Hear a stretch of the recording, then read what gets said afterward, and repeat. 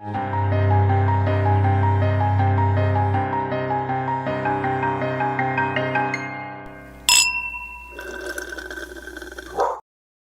she is, the most beautiful girl in the world. Just kidding. It's Christine and me. How are you? Who could it be? Which one of us is the pageant the pretty little queen? girl? It's me. Well, I mean, it might as well be, because when we hopped on, you said, you look pretty for an ugly person. Well, you said you Okay. look pretty, then you paused, and then I said, well, wait till you hear about my day. And you said, well, I was going to call you ugly, but I guess I won't, which I think you thought was a nicer thing to do.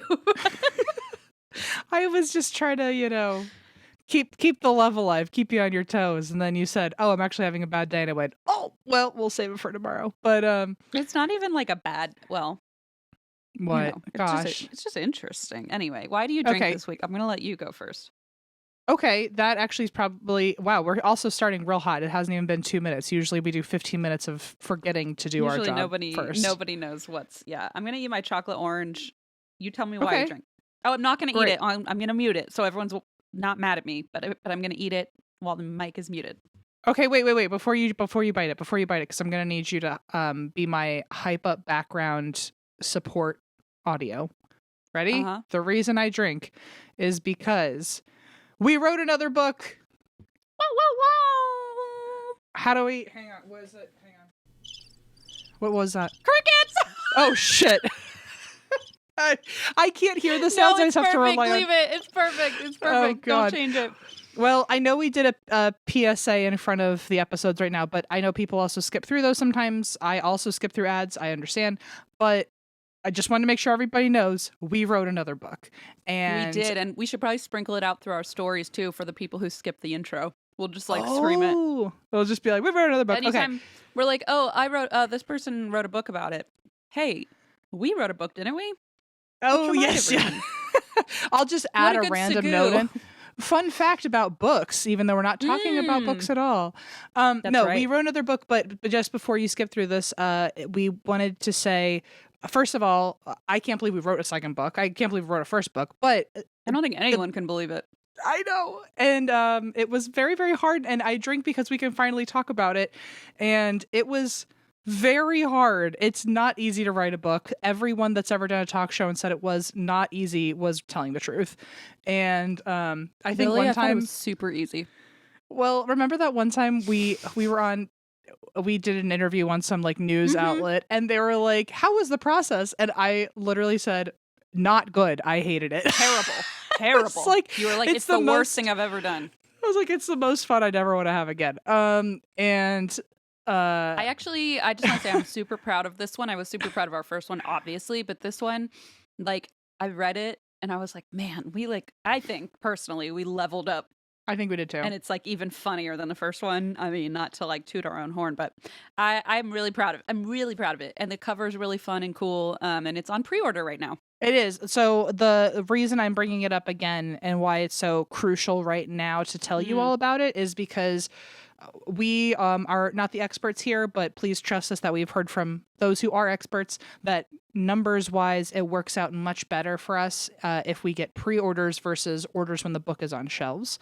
Yep. And so if you are so inclined, we would love if you could pre-order it instead of wait until September when it comes out. Don't make us beg. I'm not trying to beg. I just want everyone to be on the same page. And if you see begging. us... If only halfway through this episode, Christine will already be desperate. But nobody's even answered, but I'm just already upset. I'm like, please. No, I only mentioned it because I didn't know this, and if I were to ever do a book, even an audiobook, I never pre-ordered. It never occurred to me. So okay, well, welcome to the club. I listen to a lot of podcasts, so anytime a podcaster writes a book, they talk about this. But basically, all the pre-orders count toward your first week of sales. So when the book is released, all the months of sales count toward the first week. So it feels a little unbalanced, but that's the same for every book. So essentially, that's how you end up in the rankings is all the pre-orders count toward that first week. So that first week of release is when we find out, did people order it? Is it popular? So it is a huge help to pre-order the book, and you can do that. It's on our website. We also have a bit.ly/HRA Next Stop. That's a little spoiler for the title. Next stop. Yeah, please. We just wanted to, I wanted my reason that I drink. First of all, it is a real reason why I drink. I'm so glad we can finally talk about it. And because I feel like there's been a few times where like I feel just run ragged and I could not tell people why. So so there's that. Or you can just go to our website. Yeah. You can find it there. It's also in our show notes. We're going to put the link in our show notes too. So you can just We're going to put it everywhere. Everywhere. You won't be able to avoid it. Anyway, I didn't mean for this to come off as such like a intense PSA, but I know myself well enough that if it wasn't at the forefront of my mind right now, I wouldn't remember until we were done recording. And I just wanted everybody to know. So I drink because it's finally done. We can finally talk about it. Oh, and my TV decided to change into a Target ad. So that's why I'm now sitting in the red dark. That's nice. Anyway, dark. The deep. Well, anyway, while this ad plays out on my YouTube light, can you please tell me, Christine, why you drink? You don't have YouTube Premium. What is the matter with you? Like, get YouTube Premium like a normal person. I do. This is RJ's old. There it is. It's RJ's old TV, and he wasn't on it, and I still just have never signed into my own account. So you're just in his account. I'm just in his account, and Tell him to grow up and get a fucking premium account. Stat. Every day, he probably looks at his own YouTube search history, and it just says beige background. Is that what you do? You play like beige? I was like, do you have like animal, like a wildlife scene? Like what's playing? No, I just need like a basic. There's no. I'm still in an apartment, so there's no ceiling lights. There's no real lights anywhere, so I just have to work with what I have. It's like your own ring light. Yeah, and also because I have glasses, the ring light is. So this ended up working out better because it's kind of angled away from my face and all that. So in theory, it's a good idea until all of a sudden Target wants to tell me I should go shopping again there. So anyway, they're like, I know you just got home from Target, but we have some more stuff you might like. It's so evil. Anyway, Christine, why do you drink? You tell me. Well, okay. I mean, happily. Here's the thing. I have been like stacking my reasons. Like I've been like, oh, here's a good reason. And then I'm like, oh, here's another good reason. And then I need you to know, Em, we have not recorded since March 18th. So I'm like, wow, we have like 3 weeks worth of stuff that has happened that I would like to address, or not even like to address, but I just want to say it. So I'm going to say it in just like a listicle format, and like you do not need to, maybe don't react or don't respond until we're at the end. Done. And then you can choose your own adventure if there's anything you want to elaborate on. But oh my God, I'm just going to have to like just blurt this list out because I already know a few that are going to be on there, but I'm excited to hear you say them. I think you might know the first one, which was that I drove us directly and off the highway into a snowbank. Okay, that's number one. The second one is, oh, by the way, us, I mean Eva, Eva's partner Rachel, and me, and I drove us off the highway, spun us out. Anyway, it was a whole thing. Second, we went to Salem. I went for the first time ever. Em and I got a couples aura reading and learned so much. And we stayed in the most haunted building in Salem. That's 2. Number 3. This was, by the way, within 4 days of our last time recording. So that's like how long ago this list has been in creation. And within and the Salem was within 4 days of you crashing us into a snowbank. Oh, it was a day after. Yeah. So exactly. So literally 24 hours. Then one day Blaze was like, oh, I'm going to step out for a bit. I don't, the gym, like my jujitsu gym is closed. And I was like, oh, where are you off to? And he's like, oh, I'm getting a tattoo. His first tattoo ever. He is, okay, keep going. Yeah. It's of a chupacabra. Okay, we'll get there. Next. I went to Columbus, saw Fall Out Boy, and someone at the hotel stole my AirPods, and I've been tracking them, and alongside the police have been trying to get them back. That's a whole thing. They're in so much trouble. I'm like, I know where you live. Like, I will. Yeah, I was like, arrive. Christine knows your blood type. Like, so I've already done a background check. Like, I know who you are. I know your blood type exactly. Next, Easter morning, I woke up And suddenly I said, why do I have like 600 emails? Well, it's because I mentioned my little Etsy store and it went absolutely haywire. And I have created now an entire business. I have a label printer. I'm just like, what am I doing? All of a sudden I'm mailing all this shit out. I'm having the best time. So thank you to everybody who has ordered something and made my day. So those should be coming to you soon. Next, I got home and I realized my prized possession, my Leona diamond and sapphire ring, was missing.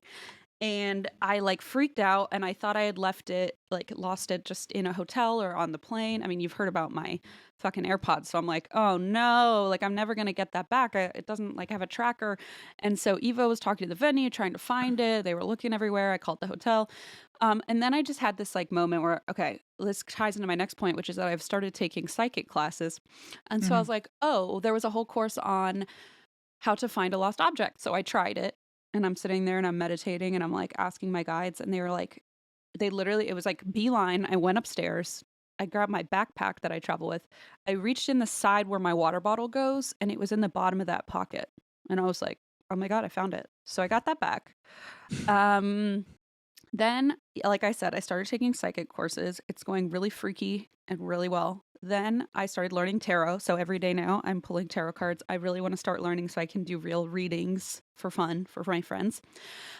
Next, I was planting my new lilac tree and I found this creepy statue of a saint in the ground the day that I asked my guides for a sign. Turns out it's, I'll send you a picture. It's really quite upsetting.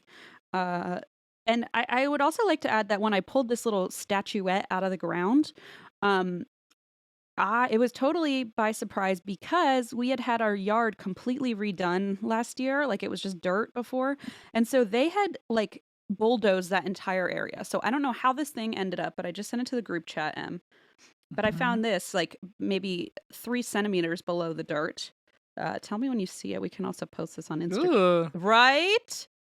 I'm like, what is this tiny thing? And look, they've planted everything there. It's not like it's been sitting. I don't know. It's very creepy and unsettling. So then that happened. And of course, now I have my own. I've done all these spirit guide exercises. There's a whole Egyptian background Em knows about. It's a whole thing. Then we wrote a book. That's like a minor little update within this list. Then last night I found out that remember how I had started that short story like competition or whatever. So I found out that I made it to the next round. And then to celebrate, I started eating some stale Cabot's cheddar popcorn and I cracked my entire molar in half. And this morning I had to go to the emergency dental clinic and they had to take it apart and it went all the way down to the root. So now I need an emergency tooth extraction and an emergency implant, not an emergency implant, but an implant of a new molar. It's my back molar. So that's what I'm up to. That was kind of just like a timeline of everything that's happened. So hello, I'm here now.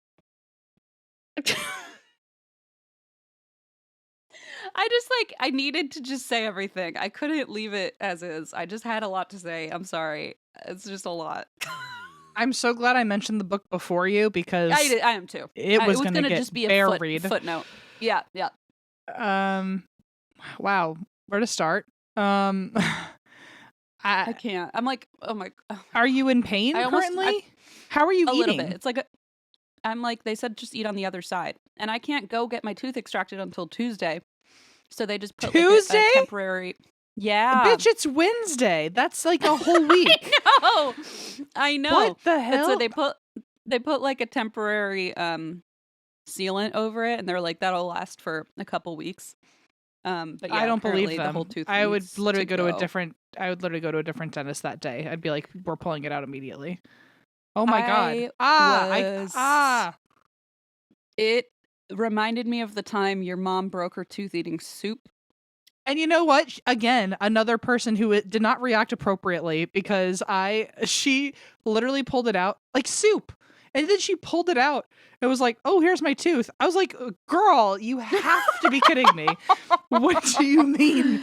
What do you I mean? texted my brother, wow, my story made it to the next round. He goes, Christina, I'm so proud of you. Congratulations. And I wrote back, what do you do? Literally, this is how quickly it happened. I was like, what do you do if you break your molar off, but half of it is still like attached? And he was like, I don't know. Yeah, they had to like Why are yank we it. It was recording really today, girl? You could have literally said well, absolutely not.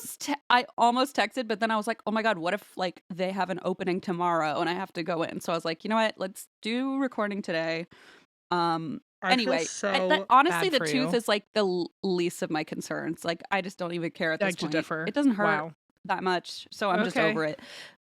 And I don't think Great. I'm ever getting my AirPods back because the police don't give a shit, which rightfully so. There's bigger fish to fry out there, so to speak. So you know what? Whatever. It's like I'm just starting to have to let go of certain things, like my brand new AirPods that cost your me teeth. $300, and my teeth that cost me. You know, Well, they cost you. sanity. They cost you zero until later. Then they cost a lot. Precise. Then suddenly, wow, yeah. All of a sudden, you want your like return on investment from the tooth fairy. You're like, actually, wait a minute. Yeah, wait like, a minute. I'm like, I'd like a nobody told refund. I me. need that. Yeah. Give those back. Like I was just giving them away, and now I know. Like, oh no, those are worth something. Or like, since you cracked a tooth in half, technically, do you get money tonight, Blaze? Well, they didn't give me the Tooth other fairy? half, so I'm like, well, shit. No, I Oh, can't. Oh, they God. showed me a picture of the X-ray. Oy vey. Absolutely not. It was not Absolutely cute. not. I'll tell you that much. And by the way, the popcorn wasn't even good because it was stale. Like it was good a few weeks ago, and I remember eating it and being like, it's not even very good. And then I continued to eat it. Mm-hmm. Anyway, you know, it's just life, just girly things, Yeah. What and Blaze is getting a tattoo. For those who don't know, Blaze is having a bit of a journey these days, and like Yes. in the best way possible. But like, we're actually Eva and I, when you weren't around, we talked about Blaze a couple weeks ago. We were like, he is really doing it. Like he is killing it. We sang his praises for like half of a meal.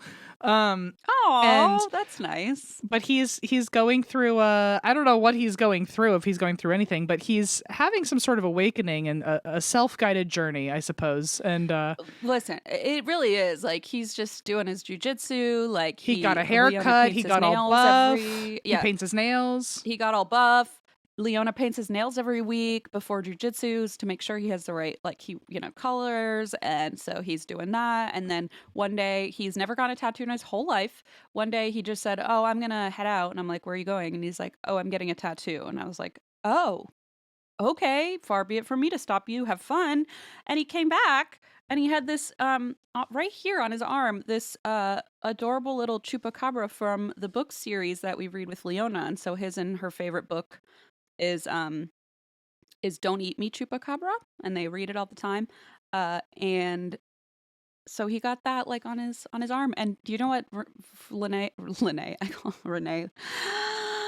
What Leona Renee, my child, said the second she saw it? She was like, it's Chupacabra. And Blaze was like, yeah, I got it, because it's our favorite book. And she said, and mommy gets Krampus.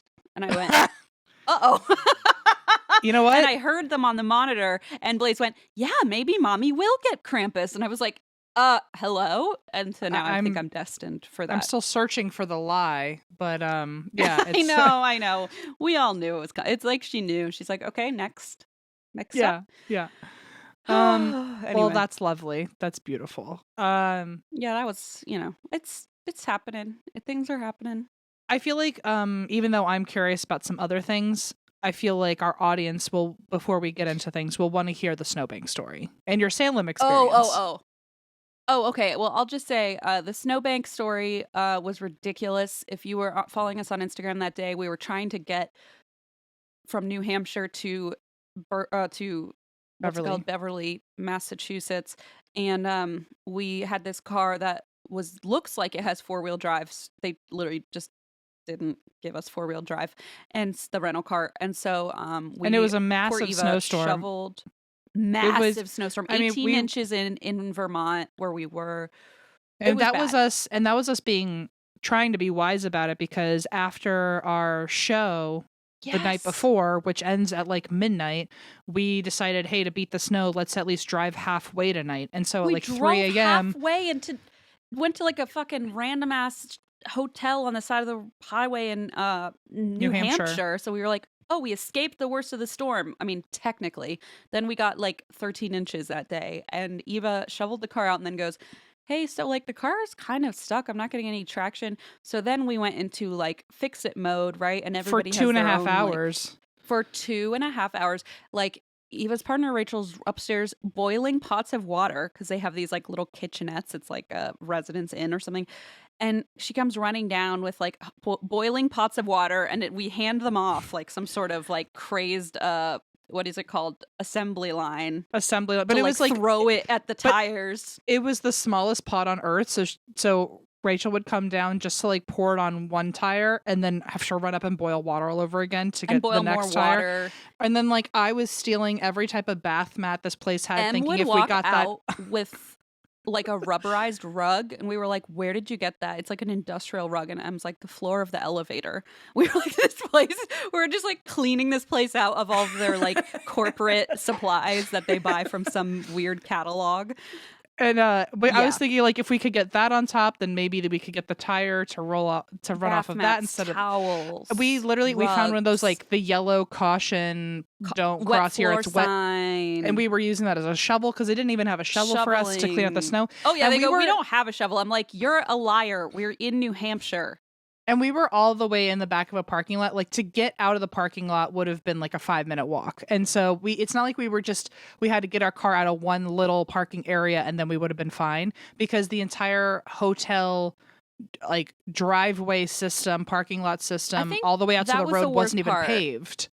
Well, that was the worst part, is that we repeatedly kept getting stuck. So we had to keep doing these dumb ass like little fix-it situations that weren't really doing much. And then eventually we finally got out. We had to flag down a tow truck who was like, I don't even tow this hotel's parking lot. And I'm like, yeah, that doesn't surprise me. They don't own a shovel. And he was like, okay, we'll get you out. He pulled us out 3 times. Got stuck again, pulled us out again. Then I'm like, guys, we're on the road. We've made it. I spun the car twice on like giant 4-lane highways. Oops. We're suddenly facing traffic going the wrong direction. I'm like, guys, it's fine. I've got this. And the confidence is out of control. Because the whole time wow. I was like, no, you do not. But okay, you're the one behind the wheel. I'm not going to say anything. Listen, I really thought I had something going. And so I finally got us on the highway. We're like coasting. I'm like, okay, we're going. And then all of a sudden there's like a little bump and the car just decides, you don't own me anymore. And we just start like careening off of the fucking highway. And so there was like a little pole, and I was like, I'm just going to focus on not hitting that fucking pole. So we did not hit the pole, thank Christ. But we did like completely plow into the side of the road. And was like, so I kept trying to get us out, which Em was like not having at all. Well, to be fair, I know that it's stupid to get out of a car on the side of a highway. I do know that, but I was because I screamed it at you 16 times. No, like I've always known that. Safety expert. No, I've always known that, but I still thought it was more worth it. By the way, the highway was empty. Like we weren't like, it wasn't like we almost risked hitting somebody else. It was just us for a long time on the highway. But the car was in a snowbank at like a 45-degree angle, and Christine was in her obsessed, I'm going to fix this situation. And I was starting to think if she just pedaled to the metal into a snowbank, the car was going to topple over on my side, and then I wasn't going to be able to get out. And I was like, fuck this. I'm out of the car. You do whatever you want. I'll just watch from over here where there's no cars coming anyway. And you do whatever. Just burn yourself out, because I can't be here anymore. And I literally just screamed like, then get out. And so then Em got out. I was like, and happily, goodbye. Eventually Em got in the back seat and was like, if you're making me sit in the car, I'm sitting in the back. And I'm like, great. So all 3 of them are crammed in the back. I'm sitting in the back closest to the window that will be upright, so I can be the first one out of the car. I mean, seriously, you were like, I'm going to put myself in the safest place I can inside the vehicle. So finally we got a hold of a tow truck, and I stopped my persistent revving of the engine, because that's all it was. And finally this tow truck came, and he gets out and he goes, and we all get out of the car like a clown car, and he's like, there's a lot of you. You're going to have to stay in the car when we tow you, but buckle up and don't tell anyone. Oops, too late. So we were like, we don't care. We'll sign our waivers, our safety away. Just take us away from this highway. So they got us in. And then somehow, this was the craziest part, Rachel's back there and is like, oh, there's this service called like door to door something or other. So we just called them on a whim. Like every rental car place is closed. Eva calls them and is like, "Can you take us from here to Beverly, Massachusetts, which is like an hour and a half, 2 hours away?" And they were like, "Sure." And we were like, "When?" They're like, "Now." It was the wildest part. And so she goes, "Oh, we'll send Ken." So this man shows up in this big ass car and he's like, "Hey, hop on in. I've got orange soda for you." It was like our guardian angel. You And the got craziest, you got it. And the craziest part was I went on to find it later to like write a review or find their phone number. It like does not exist. It's not on Google Maps. It's not on anywhere. It's not on Apple Maps. It's only on Waze, I think. I'm like, how? None of us would have found that. Like, I don't know. The business didn't exist on Google. So I'm like, Ken was a guardian angel, I think, because orange soda is my favorite. So he must have just like swooped down from the heavens. I don't know. He got us straight to the venue. I gotta tell you, we drove directly to the venue. We had to end up holding for like a half an hour for us to even be able to set up for the show. But like the whole time we were there, we were like racing the clock. Like people were already waiting outside of the theater when we pulled up after having this like whole day excursion trying.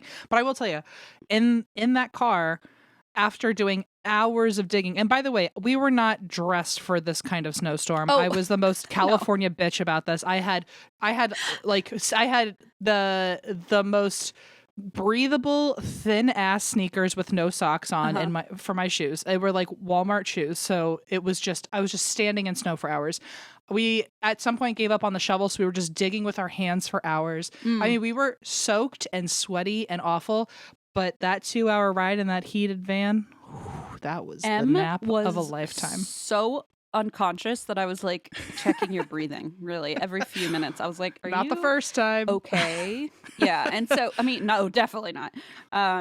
So anyway, it was just wild. And that, by the way, I just want to remind everyone that was number 1 on my list. And right. later on, there's like we wrote an entire book. I mean, but this was probably the most deserved story. I just knew we would forget to talk about it because it happened 3 weeks ago. So I wanted to put it out there. But yeah, we survived. It's all good. And you got to have your Salem experience. You were there for a day. We met a lot of people who stopped and said hi to us. That was very lovely. We did a lot of shopping. Oh, Christine and I did so much shopping. That was also the same trip that Delta broke half of my suitcase off. And so the wheels just had holes on them. So I was like dragging that through the snow and my suitcase ended up filled with snow. And I was like trying to put like all my, I had to like end up you did too, like shipping stuff home, and I had to like pack another suitcase to bring stuff home. We bought so much so much beautiful witchy stuff in Salem. So I took Christine to my favorite wand place. We got wands. We ate some yummy food. We got a secret tour to a haunt attraction that isn't open currently, which was fun. Anyway, I'm glad I got to be with you during your Salem experience. I am too. It was like the best way to recover from kind of a traumatic day. So I'm surprised at some point that day we didn't say 100 times, we needed this. We needed this. You know what? I think we just both knew it so clearly that like telepathically that we did not need to say it aloud. I think we were like, we know. Well, anyway, I think you win the award. I think I don't want an award. Please don't give it to me. It will break like an anvil and hit you in the head. I will probably break a toe with it by mistake. And also the other reason why I drink is that we have one last show of our tour and then it's over. And so it's very weird that we're about to. So sad. We have spent. It's one thing that I don't think a lot of people realize is that you and me and Eva, we are never in the same room anymore together unless we're on tour. And so now that tour's over, it means we're probably not going to see each other all that much until we're on tour in the fall. And so... or y'all have to come be groupies, roadies for the Beach Too Sandy summer tour, which is apparently how I do things now, is I'm always on tour, either with you or my brother, which is It's sick. I don't know how you do it. It's sick. It's sick is what it is. Yeah. Anyway, go see Christine while I'm relaxing on vacation. Christine's going to still be on the road. Probably dragged to like several. We'll see. At least I don't have to be on stage. We told everyone you'd be in DC at the DC show. That show sold out in like 5 minutes, and then you had like a whole welcoming committee there. So maybe I'll just say you're coming to one of the shows, and then I won't say which. I'll be Yeah, at there you every go. city. You just won't see them because they'll be hiding out in a special section. I will be at some of the shows, but I'll let everyone decide for themselves what those are. No, Yeah. it's such a weird situation because half of me is like, even though I don't want to be on stage because of my own issues with that, I get jealous that you're on stage with somebody else. But then at the same time, I'm like so happy that I don't have to work, and so I'm like, I don't know how I feel. I'm so What conflicted a here. So complicated roller coaster of emotions. I know. But then you get a whole fan base anyway. People are coming up to you and I know, making but I you, feel bad. take photos. At the last one, I had to start turning people away because I No, was it like, was this amazing. is Well, I know you did that part because I was sucked like, it's not. I don't want it to be about me. It was you and Zandy. So Well, no, it no. got I loved it because I was like, this is great because that's the venue where the bathroom's like across the whole lobby. So Alexander would peek out and be like, okay, M's distracting them. And I would just like run past you to the bathroom. I was like, M has everybody distracted. This is the best setup. all Just right. saying. Hey, well then you are welcome, I guess. But We're going back to DC Improv. So you want to join? Let me know. I'll always find a reason to go back home. So yeah, sure. And my mother will probably be my date again, which a lot of people seems to be very was excited about. So I certainly was. okay. Well, everyone, you got your 30 minutes in of us talking about nothing related to our podcast. I Oops. hope you had fun. And Hey, with that, the book was related to our podcast, sort of. the book was related. Us going to Salem. I mean, technically, it was all a toe dip into I our almost show. killed both hosts of this program and the producer. And you would have done Rachel. it with flying colors, Christine. Flying On a Yeah, bad day, flying I'll wish you colors. did. So I don't know what to tell you. I know. Maybe what could have if you been. knew if you knew you were going to crack your fucking molar the same week everything else happened, maybe you would have driven a little faster. I don't know. Honestly, I don't think I could have. I think you saw me, and there was no way I could have made it any faster. I was really gunning it. So anyway, those are the reasons why we drink. I don't think we've ever had more reasons in a single episode. So please, please, I know, please, on our I feel behalf. like I had to cut. I cut a bunch out. They didn't make the cut. So yeah, folks, just drink for. We all have all these crazy reasons, but yes, everybody drink on our behalf. Drink on your own behalf. We will be joining. Dare I you. say, this is your weekly reminder to drink some water, you thirsty little rats. Oh Yes? no! I'm like drink some Squeak, vodka. squeak, but squeak. I Squeak, squeak, squeak. I guess if M wants you to drink water, go for it. But I'll be drinking Chardonnay. I don't know. It's my stepdad's birthday, so I'm making Blaze Drive, and I'm like, let's party.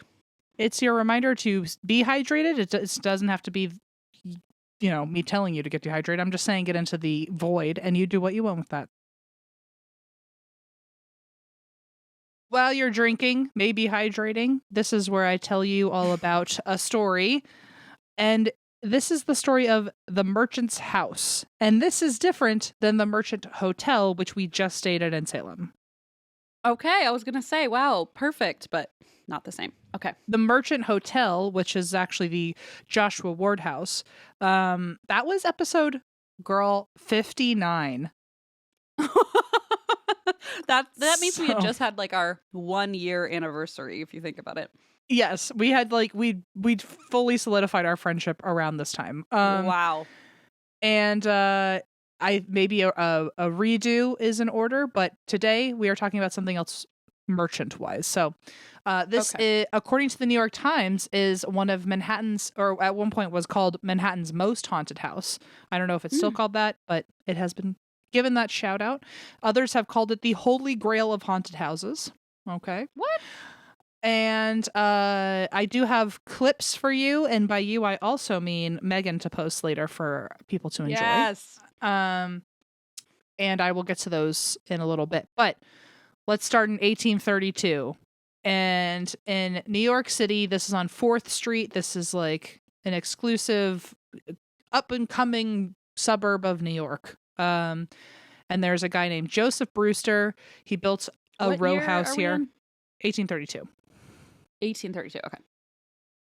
And Joseph Brewster, he built a row house made out of brick and apparently marble, which Oh. that's a lot of work. And so, but here's the thing. And this is just a random fun fact for everybody, but he was a hatter. And so, how on earth did a hatter afford a marble row house in the hub of New York City? Listen, everyone's got a hat back then. I don't know. That's what I was going to say, is that we discussed this, again, you said 3 weeks ago, so excuse our not remembering totally.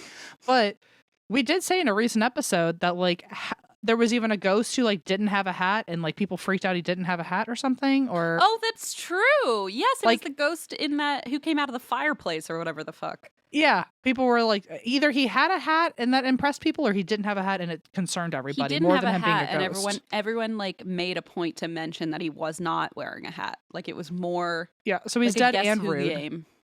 Yes. Yeah, he's dead and like a dick also. He's like not with the social times. But yeah, in the 1800s, hats were a booming business. Do you know why they call them? You probably do, but like a Mad Hatter. So would you like to read my next bullet point verbatim, or? I was so excited. I was like, I have a fun fact, but then I realized you know more about that whole Alice in Wonderland world than I do. Do I? I don't know why you I don't think know. that. I always think about you, but I think it's because of the hookah caterpillar. That's the only reason I care about Alice in Wonderland. I like in my mind, that's the only connection I have to that book and movie at all. So you're the only tenuous connection Thank I you. have. No, I am honored because that's he is one of my prized characters. If there's ever, very rarely do you find a tchotchke or something of him. So when I do find something, I get very excited about it. I love that for you. So yes, the Mad Hatter, in the 1800s, business was booming, but it was also a very dangerous game to be a hatter because especially the new silk top hat hatters, because the way that they were felted, the felt had to be stiffened. At the time, it was stiffened with mercury. And so hatters were at risk for chronic mercury poisoning because they were working with it all the time and inhaling it. And sufferers dealt with mood changes, irritability, insomnia, memory impairment, emotional sensitivity, tremors, all sorts of problems. Death, I assume, after the insanity kicked in. And that's why a lot of hatters during that time were considered Mad Hatters, because they were literally going mad as they worked on the hats. And that's where we get Mad Hatter from Alice in Wonderland, because he was wearing a silk felted top hat. That's 100%. That is so... just one of my favorite fun facts.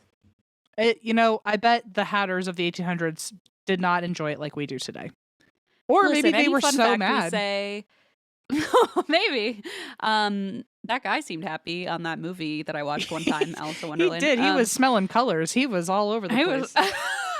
He was having a good time. Yes. Fun facts, just to clarify for everyone, you should know this by now, but they are not usually fun. So you know what? I get to say fun fact, even if it's really not enjoyable for, well, here's parties.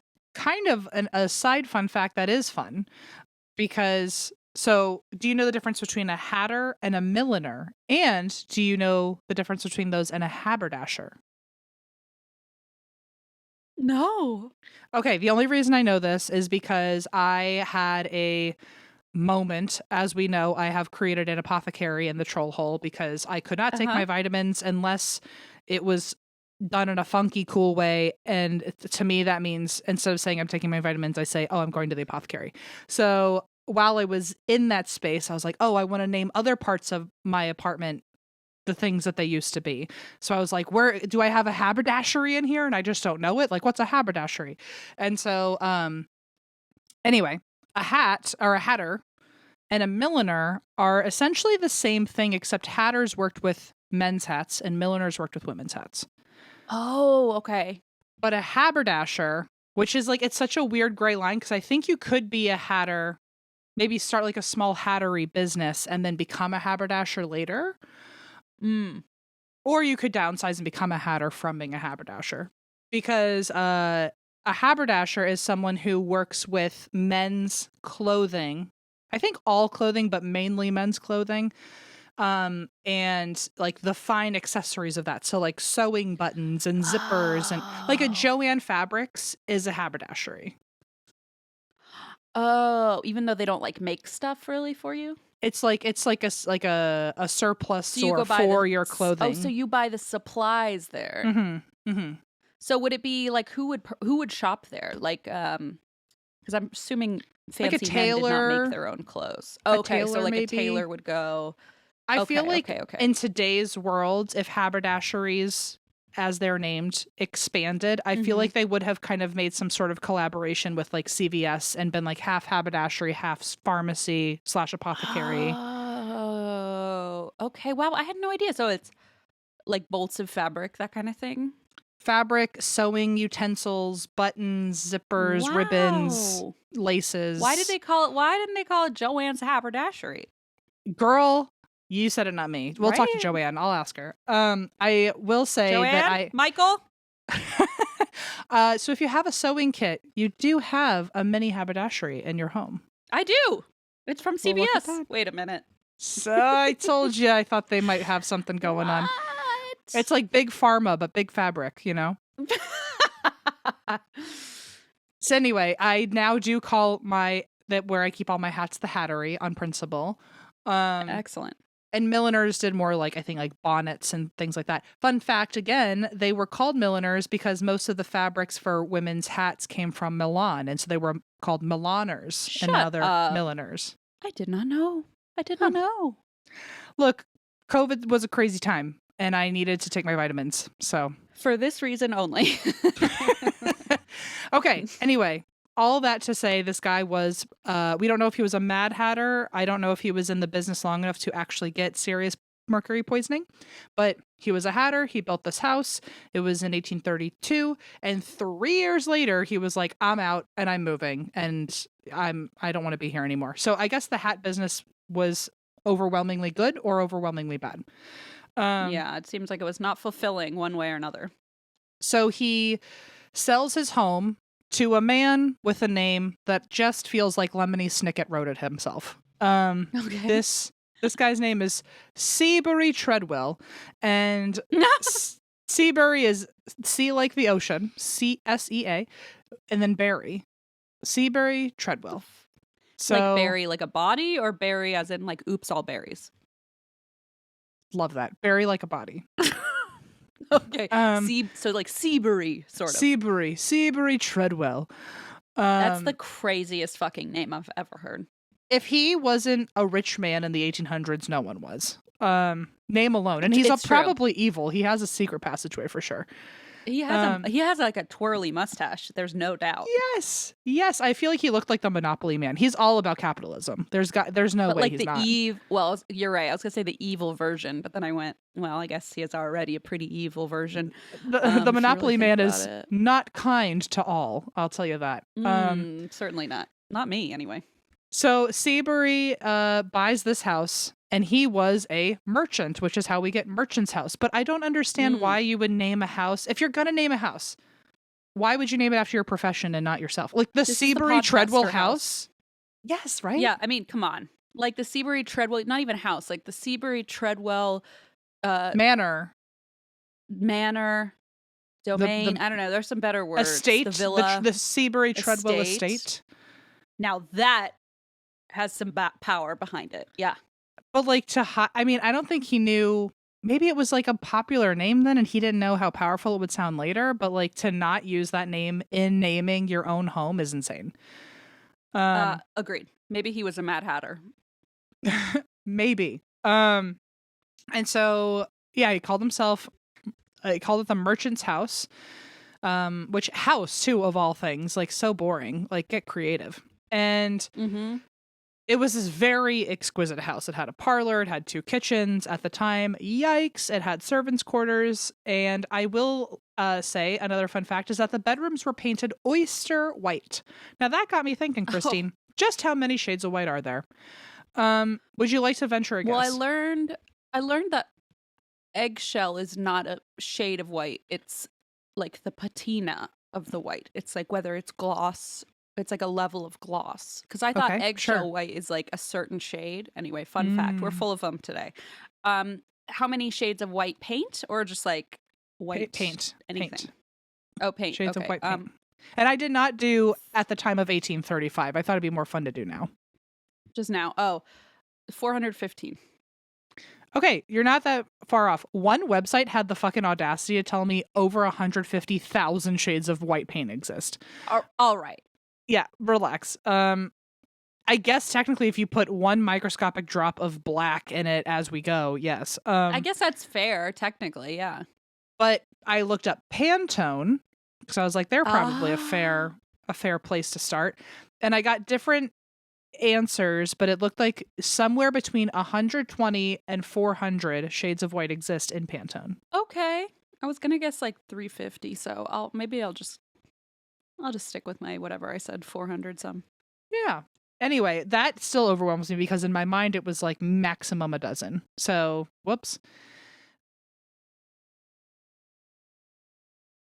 So, Seabury moved into the house with his wife Eliza and their children and his Irish servants, which for some reason were all women, but I think maybe that was common at the time because they needed a place to stay when they were spinsters. I don't know.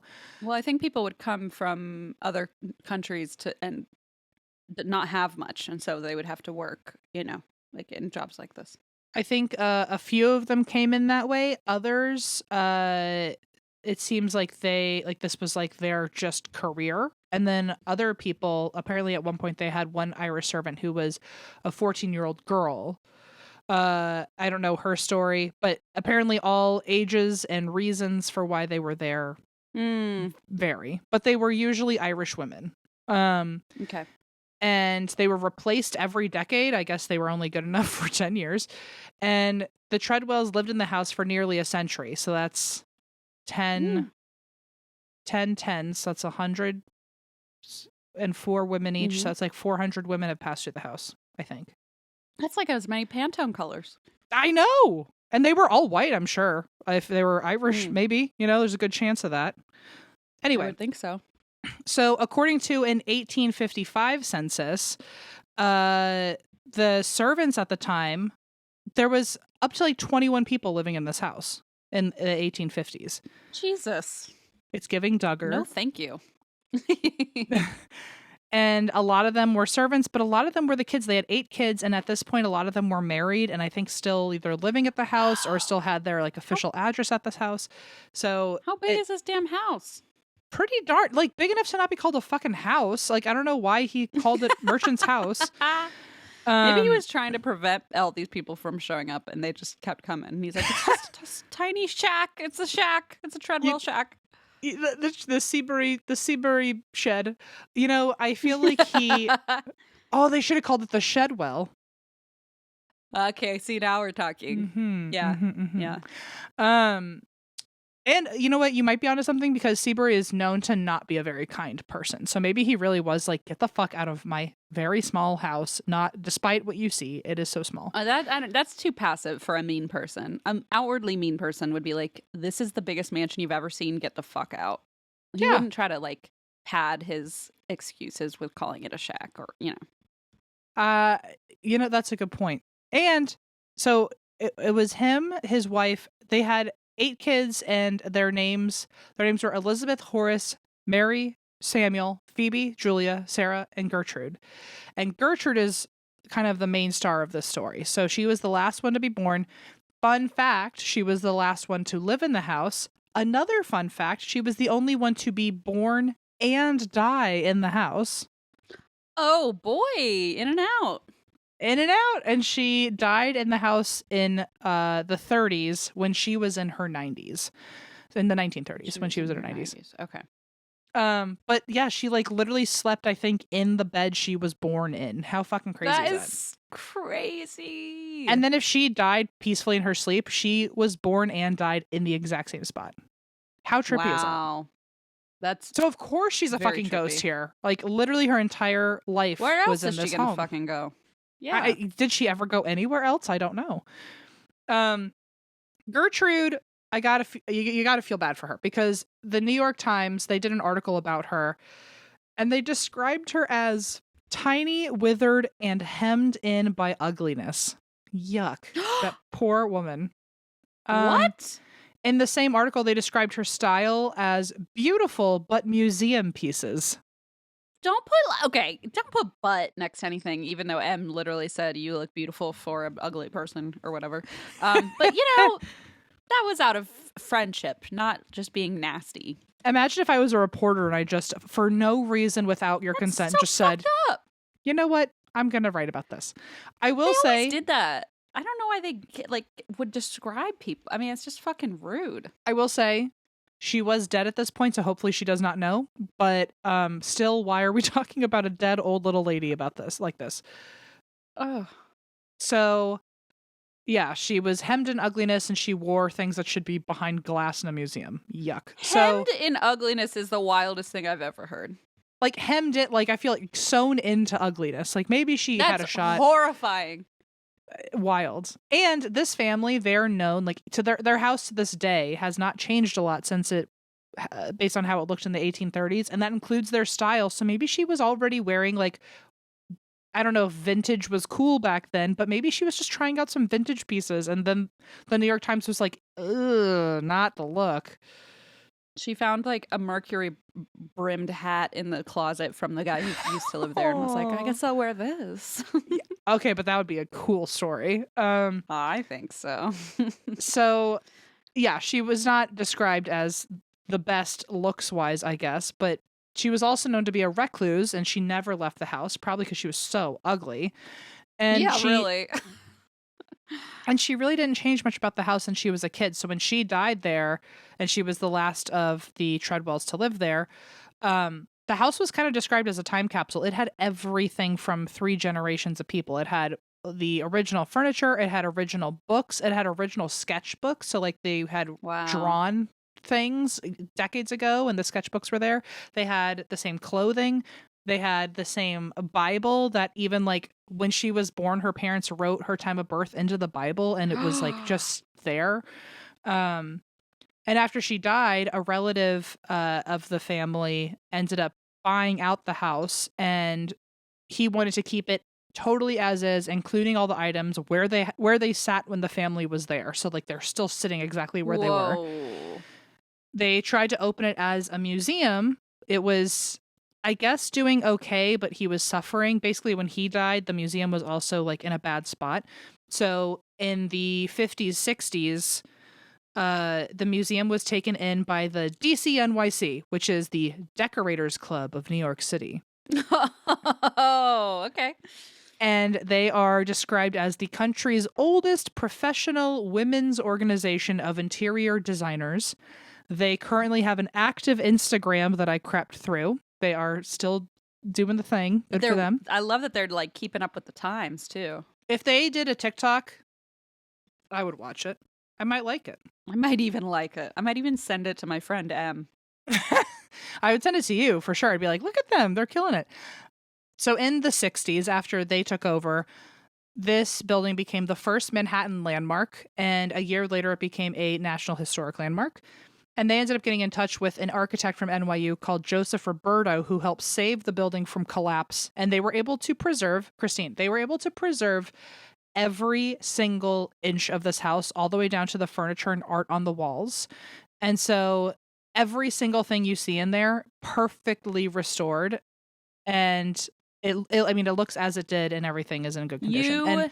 I love that. I love that. And also, like, how cool to have a haunted place where the ghosts are like, well, looks exactly the same. I don't even need to walk through a wall to get to my old bedroom. Like, it's all blueprint the same. theory who, you know? Yeah, exactly. Oh my gosh. However, during the renovations, this did exactly what it always does, and it disturbed the ghosts in the building. And ever since then, the place has been haunted.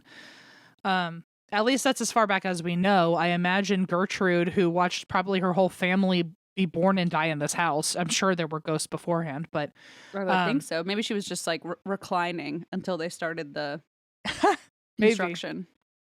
Yeah. Well, so after construction, it started happening. People started hearing footsteps in empty rooms.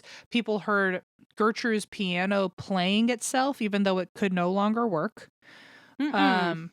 They would even hear it outside of the house. It was so loud. So when they had closed up, people walking on the side of the street would hear piano just like blaring in there. So I fell in love with you. Oh, hold on. Let me start over. Roses, roses, spring of the year. Okay, I know we recorded 3 weeks ago, but I will never forget. I will never forget that clip. And then Megan put it in the fucking TikTok and reel. Oh my gosh. Yeah, folks, if you have not seen that reel of us watching Zach Bagans like singing his like own weird ass love song with a and banging on a piano. Please go look at it. It's delightful.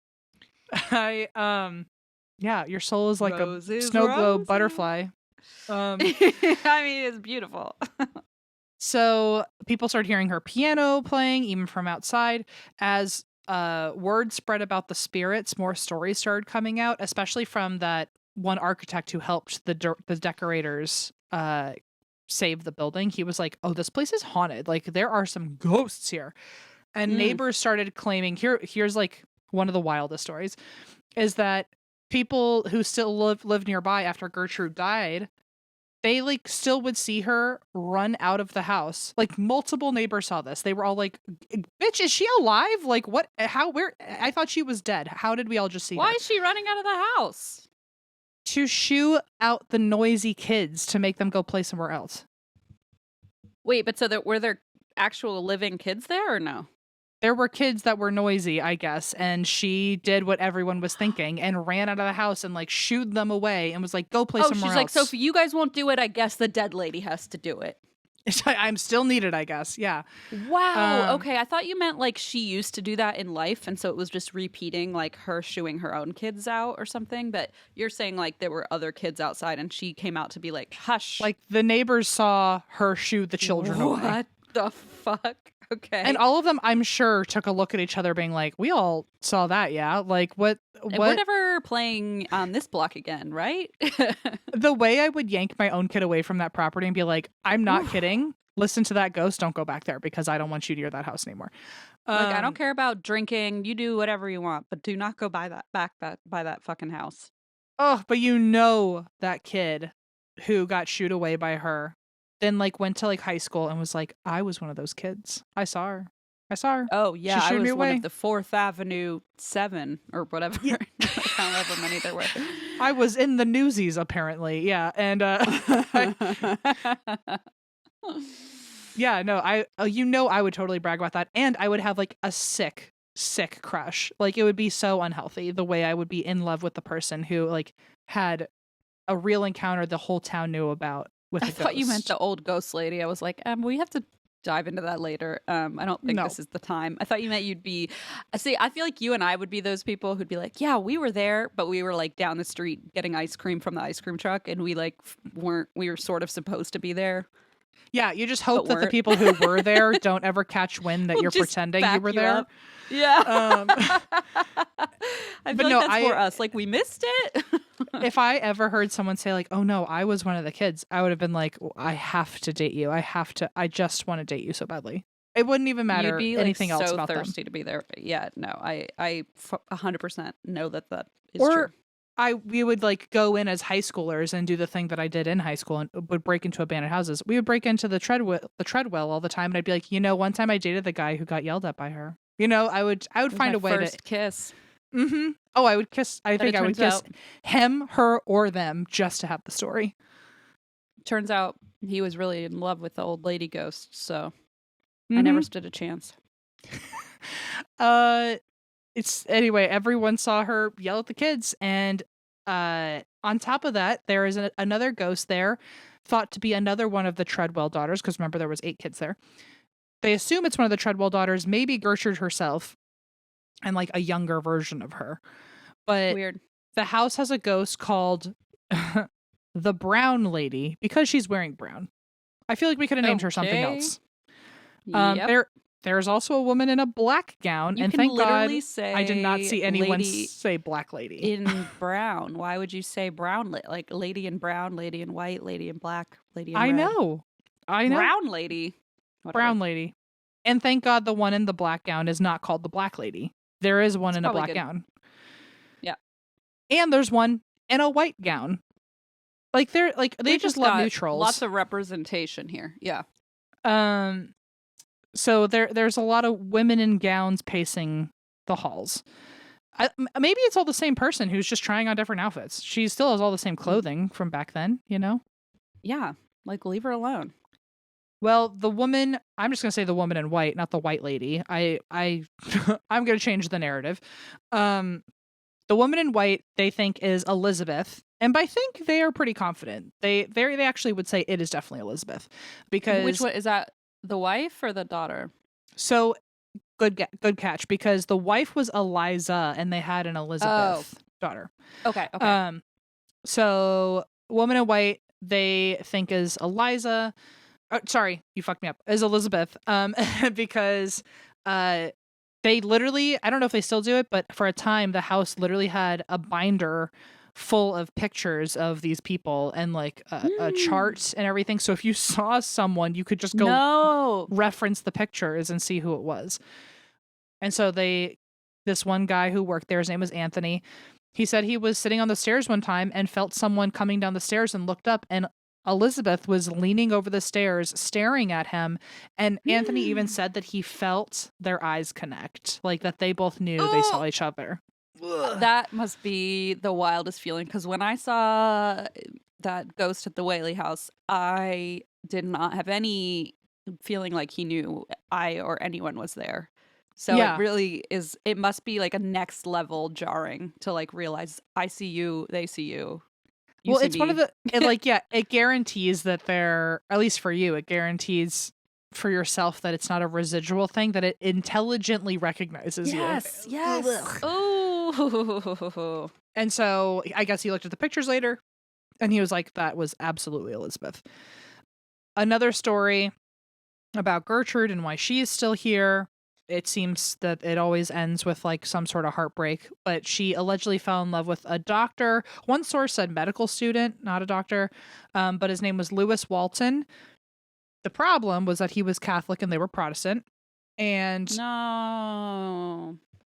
Seabury Treadwell himself said, my daughter is not going to be with any Catholic. Absolutely not. You shut that shit down. And so Gertrude ended up having to live in the house for the rest of her life because she didn't want to be with anyone but Lewis, and she didn't get to, so she just stayed a spinster.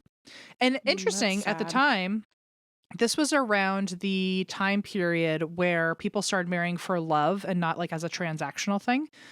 And so a lot of them were choosing love instead of like this being a business decision. And 3 of the 8 children decided that they were not going to get married at all. So they might have really loved the double income, no kid situation. They might have had a good time over they were here. ahead of their time. Yeah. Another fun fact I have is that, just to talk about the building one more time, there's a movie in the 40s. Wouldn't that be single income if you're not getting married? Oh, you're right. Single income, no kids. They'd be sinks, not dinks. That's fine. Good for you. Good for them. In the 1940s, there was a movie called The Heiress, which was an adaptation of like a play and a book and all this. But the movie won an Oscar for set design, and part of the set was recreations from the merchant's house. No way. So I don't know if they won any actual awards for the real design, but the movie version of the house got an Oscar. So that says something. And in the movie, the story centers around a woman who fell in love with a man that her father forbade her from marrying. So very similar to Gertrude. There you go. Anyway, so back to her. She ended up not marrying anybody because she could not be with Lewis, and people speculate that she's still there drowning in her own sorrow. But it could also be that maybe she just doesn't want to leave because this was literally the only place she ever knew. Yeah. And also Gertrude is not currently the biggest fan of guests in her home, but that's probably because she was like not much of a social butterfly in life either. So she's probably like, why are all these fucking people in my house? Well, yeah, and then the second she goes out, they're like, oh, you're so ugly. Like, what good happens outside? Nothing. Oh my God. Yeah. Poor girl. Poor girl. Many people now report seeing Gertrude herself, like as a full-bodied apparition. People have even said that they have been denied entry at the door. So like, I love that she's got boundaries. Wait, she blocks you from coming in? That's great. She's like, one group said that a reenactor in period clothing came up to them at the front of the museum and said, oh, the museum's closed for the day, which it was not. And also nobody dressed like that was employed there. Dude, okay, but the fact that she lied, like, she knows it's a museum and she says that the museum is closed today is like, wait, what? So she's like in on it. Like she has her own little plan. Yeah, it's wild that That's crazy. that the ghosts know the updates of the house. Which, like, Oh you would my think God. that's so trippy because in my mind, I'm like, the ghosts never know, or I guess maybe residually, they never know. And that's why the blueprint theory is so important because they need to know how to get They around. can't see the new doorways, right? They're just using their own memory of it. But at the merchant house, the one place where they never touched anything, and so we don't have to worry about the blueprint theory. It's the Yeah. one time the ghosts would actively not acknowledge the blueprint theory and be like, oh, well, it's a museum now. I know how to walk around this new place. It's like, this is the one Do you place where know they should have been able to roll with the new updates and they just don't actually have to. yeah, and ignore So do you know if she actually said the museum is closed, quote unquote, or did she say like get out? And they were That like, was oh. Well, I mean, she said the place is closed today. I don't know if she used the word museum, but she did say like so maybe hours of she operation thought- are closed. So maybe she was like thinking they were there for a new hat or something, or for whatever used to happen there. I don't know. Maybe she's like, we're closed today, and also, why are you wearing those weird clothes? Those weird futuristic clothes. I know. You would think she would be like, oh, maybe compared to your current stuff, I guess I do look ugly. Compared to like if someone who wears your clothes saw me. Obviously, like someone in 100 years is going to see my clothes and be like, that's the fuggliest person I've ever seen in my life. So maybe. I don't think so. 100 years ago, if we look at people from the 20s, we're all like, oh my God, flappers, I want to look like them. So 100 years, you might be an icon. It would have to be like divisible by 30 or something, because isn't it like every 30 years it repeats? Yeah. Isn't that the thing? 100 years from now, people think it's all vintage, but we have to go like a middle ground where it's getting made fun of by young people. Yeah. Yeah. Well, I do think that she knows it's a museum, and we'll get to that in a second with another story. Oh, but okay. I think she knows that it's a museum. That is so crazy. Because one time after that, another group of people were stopped by a man in period clothing, and he said you cannot continue on the tour. You have to head back to the front. Oh, that sounds a little. So at least somebody knows. So she probably does too. What? Yeah. Do we think it was Ebenezer or whatever his name is? Yes. Seabury Kingsworth. They later walked past a portrait of Seabury Treadwell and realized it was him. And oh my God! So he and his daughter are like, "Yep, we work here." Yeah. They're like, we need a new tactic. We need to fake like we're one of these futuristic people. I like to think they high five when they get more people out of the house. They can just have it to themselves. They're like, oh, nobody got another knows. one. Seabury, like I said, he is said to be kind of nasty to other people. I mean, he was already very close-minded to his daughter finding love. He named the merchant's house instead of the Treadwell Shedwell or something. That's it's the most egregious mistake of them all. Yeah, he clearly does not have an open mind or open heart. So he's said to be quite nasty to people. And people have sensed a very oppressive and intimidating energy, especially young women. And many people have been like overcome with panic attacks, distress. They've fainted in the house. People have seen mists and smelled tobacco, and that's kind of assumed to be him. Also, in Seabury's room, a medium one time on an investigation, a medium sensed that something wanted the lights off. And so when she said out loud, does someone want the lights off?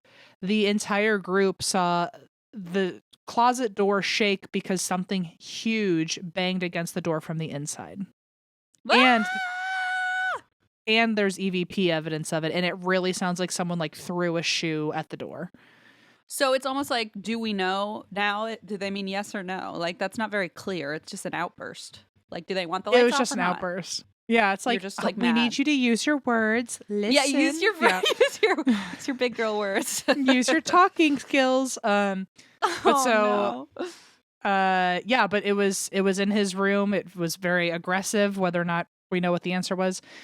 And even weirder, the employee Anthony, who also saw Elizabeth on the stairs, he was at this investigation, and when he saw the door shake, he wanted to tell his sister right away, so he pulled his phone out in the room, and he watched his full battery go bloop, bloop, bloop, bloop, and then his phone die. Up. So he watched the battery drain I feel instantly. like we're like learning a lot about ghosts in this particular like from this family. Like they're teaching us new things. And like they know way too damn much about our That equipment they and are stuff like like that. next level. Like I wonder if I don't know how they figured this all out, but they must have studied up because they're like, "Oh, I know." He's like, he pulled a phone out. All right, I'll do it. Like, what do? They Well, like put their hand through it and it just like depletes. I don't know. you know, one of my favorite stories from when I was ghost hunting was that I had to teach a ghost how a phone worked. And Right. so in my mind, I'm like, had You can someone barely else teach a already, grandparent how a phone works. Like that's too much of a task. That's too like, much work. but how much did they know? Who taught them? Or like, how come they knew and the ghosts I taught didn't know? You know, Yeah, like, so exactly. Like maybe somebody taught them like you did. yeah. Or maybe they're just, people are coming in all the time. So they see phones more often and they were like, or maybe they weren't even trying to fuck with the phone. Maybe just by being near the phone, they sucked out the energy, They you use know? the energy. Yeah. Maybe they like realize if they touch that weird thing that people hold, it'll like stop Mm. working. You know, I don't know. Maybe there's some like ghost logic. I feel like it Ghost really could have. Logic, a new brand by Em and Christine. Ghost Logic sounds like a really cool punk clothing store. That's what I'm saying. TM, Yeah. yeah. T motherfucking M. I feel like for all we know, they were just trying to like look over his shoulder and see what was going on and accidentally suck the energy away. But Anthony, the employee, saw it as, oh, you don't get to call anybody. You can't cry for help. They're like, no, Yeah, that's not sorry. what I meant. Anyway, also You'll never in speak to your lover again, just like my daughter can never speak to her lover again. you should be an audiobook voiceover artist. Oh, that's so funny you mentioned that because we did write a book and I knew we would Oh. find a way in the middle of one of our stories to insert that for the people who sneaky skip the intro. And by the way, you skipped how I almost killed us all in a snowbank accident. So, you know, first of all, whose loss is it, really?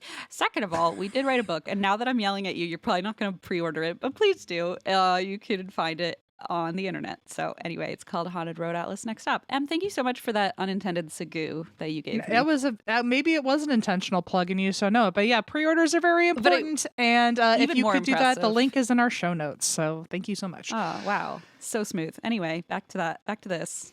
Anyway, here's a picture in Seabury Treadwell's house. This is into a mirror when no one was standing there. Okay, is it coming via text? It is sending currently. In a mirror, you said? Sorry. In a mirror. What? Wait. Hold on. So the person is taking.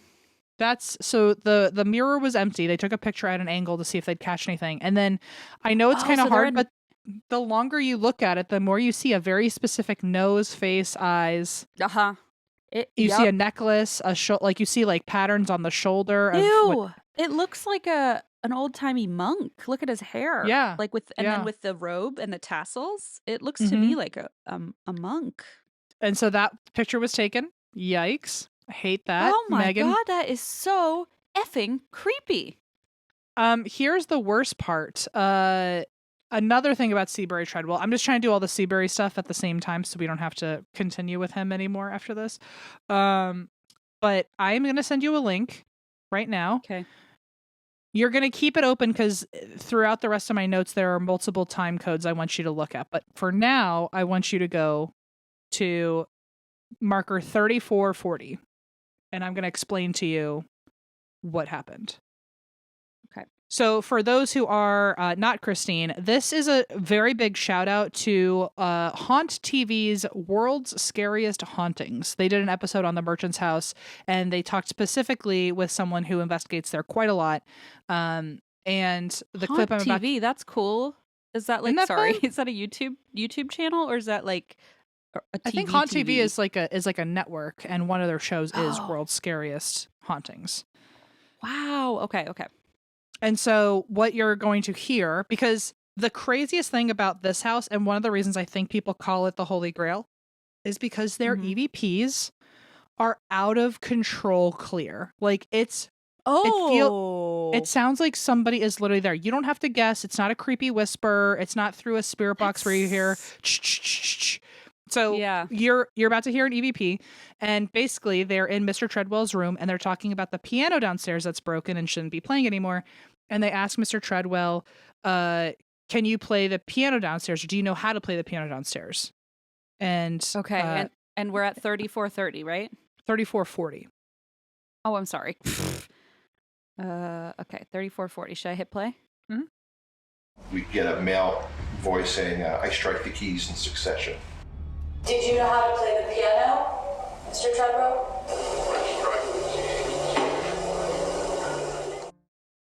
What? Wait, okay, I need to listen one more time. Did you know how to play the piano, Mr. Treadwell?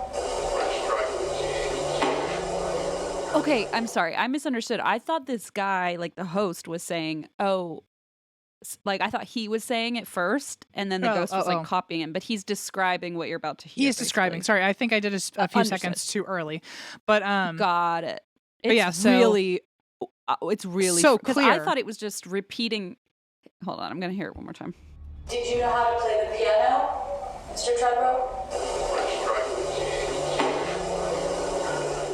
Okay, he's such a dick. He's like, yeah, I know how to play. I press down a key.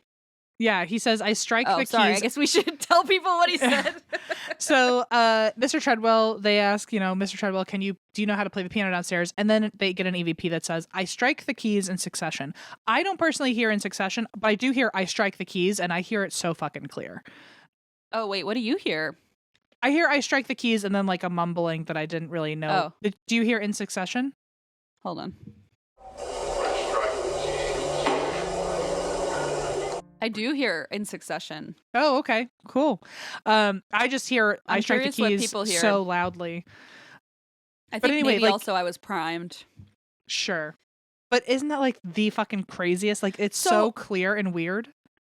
I mean, it's like you can hear the timbre of his voice. Like it's not just like some creepy sound that you have to try. It's like, oh, that's an old man talking. Like it's not. Yeah. It's clearly not like the young person who is speaking.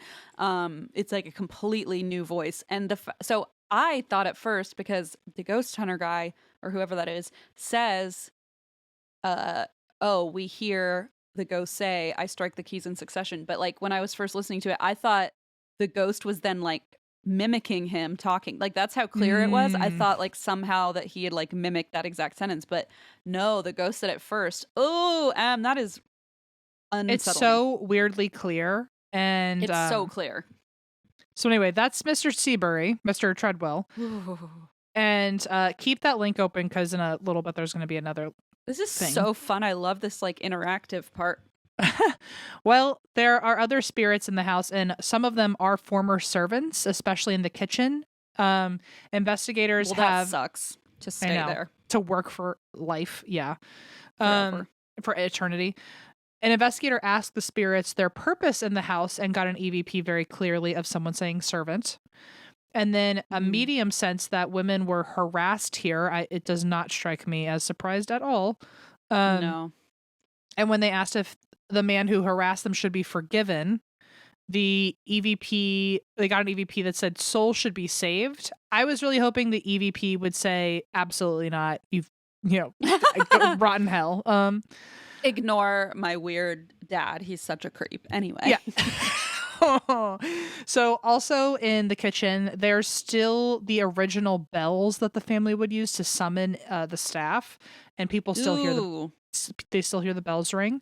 Also, one time they left a recorder in the kitchen when it was empty, when like the room was empty, and you hear this weird shrill scream EVP. It also kind of sounded like a sink was running, which is weird. So maybe they just got the faucet turning on. Either way, but it was like either way, I didn't like it. Also, many mediums here have gotten names and dates right away without any context about the house, and they often get the name Anne McNulty, who was one of the servants. Interesting. She also will tell them about items throughout the house that no longer exist there, but older staff can confirm that it was once there. The mediums see it, or you said the mediums are speaking on Anne's behalf, who says, and here, this used to be here. I understand. So, the medium's hearing Anne describe. What? That's crazy. Also, Anne is said to sing a lot to the mediums, and so investigators are starting to think that she was one of the children's nannies. And nearby, people hear the voice of children upstairs. Another Treadwell child in the house is Samuel, that a lot of people say haunts the building with Gertrude in Seabury. But other sources said that it wasn't Samuel, it was Horace. So I'm just going to say both of them haunt the place. Why not? And they are somewhat pleasant. Apparently, if you run into them, they are fine. They are not mean. One of them, you smell mothballs around him. Another one Ooh. who we think is Horace. People have seen his full body leaning against a fireplace mantle, dressed in all black, and he looked like he was sad, like he was mourning. And keep in mind, this was a time when the parlors were used to host funerals. So, oh my gosh. and he was one of 10 in his family, like including the parents, who many of them died there. So maybe they're Yeah. replaying part of one of the funerals in the house. What the fuck? It's so weird to see like that like glimpses from different scenes like kind of pop through. Yeah. It's just crazy. That's just so trippy. If you died today and then people saw your full body apparition replaying something, what would be the moment you think they would catch you replaying? Probably like dropping a bunch of boxes or something. Like it would like sound really jarring, but in reality, I just told myself I could carry like 16 boxes upstairs, and then they all went tumbling down the stairs, and then I had to go down one by one for each of them. Like I think it would be something so stupid, but it would seem dramatic, right? Like they'd be like, "Oh my god, this crashing," and something went flying down the stairs, and it's like, no, just my laundry. I just thought I could carry everything upstairs. What about you, Em? I don't know. I feel like mine would be like the fridge door opening and closing nonstop. Or I mean, like also same, yeah, relatable. So I feel like that's a good one. I could see myself in that same scenario. Yeah. one woman who actually did see Samuel or Horace standing there in front of her thought that they were a real live person and had a whole conversation with him thinking he was alive. And only when her boyfriend walked in later, she turned back and all of a sudden that guy was totally missing. And they realized that he was one of the Treadwells. Okay, so this family, this TM again, because this seems like a good TV show. Like I know that they already have a show called Ghosts and stuff, but just this family like trying to stop people from having tours in their house. Like it's really good. I like for there to premise for a lot of comedy. EVP is not included. For there to already be 4 instances where people have seen a live, seemingly living person interacting with them, where Gertrude scaring away the kids. Actively sees them, actively interacts with current living people. Gertrude, who scared away the kids. Why? Wasn't there a lady who looked right at the guy on the stairs and they like knew they saw each other? I mean, that's less interactive, but still he said like, yeah, their eyes connected. And then Gertrude talking to a tour, Samuel or Horace talking to a tour, them having a conversation with him now. I mean, these are like, very intelligent ghosts. And I wonder if the whole family, like, what does that mean? Does the whole family get to be intelligent if most of them can they here, like teach Horace if he didn't catch on right away? Right. Like, is he just kind of like pacing the halls and everyone else is like, Horace, get over here. You don't have to do that anymore. Just get away from the funeral. We can leave that now. You don't need to be sad in the parlor. I don't know. I just wonder because like, what if maybe it's because the house is situated a certain way or like built out of a certain material. Maybe it like just is better at channeling. I don't know. It could also be like stone tape theory of like if enough death happened in the space, like the whole house absorbed it, so maybe it kind of shoots back all the same type of energy. But wouldn't that happen in like everywhere there were like mass casualties and stuff? Yeah I don't know. Maybe they just spent so many decades there. Yeah, that I don't know. That could be a lot of paranormal logic, a new brand by Em and Christine. Logic is obviously with a K and the G is maybe a J. Oh wait, it was ghost logic. Ghost logic. I said it wrong, I think. That's okay. Luckily, we haven't signed any papers yet, so I'm gonna speak for yourself. Holds up Post-it note with my signature. Sorry. I think it was ghost logic because I remember already designing the logo in my head. But okay. You know, I'm gonna team paranormal TM paranormal logic just in case. Excellent. I can't wait to see, and then immediately hop onto your business plan. Okay. Other people have seen mists and shadows. There's even pictures, several pictures of figures showing up. A lot of them are humanoid bodies or shadows or people literally standing there on their own in the hall or people standing next to visitors. Some photos even have a solid white, like human height glob. Like it's almost like the ink is missing from the photo. Oh. So, And it's ooh, all, so and it's like a shadow person, but like the negative of a shadow person. it's almost like it did not want to be seen, and so it said like when these photos develop, I'm just removing myself from the narrative totally, and like the ink could not print it out. The pigment just didn't. Ew. And then that figure is always standing next to the fireplace, so maybe it's Horace. Oh, he's just sad.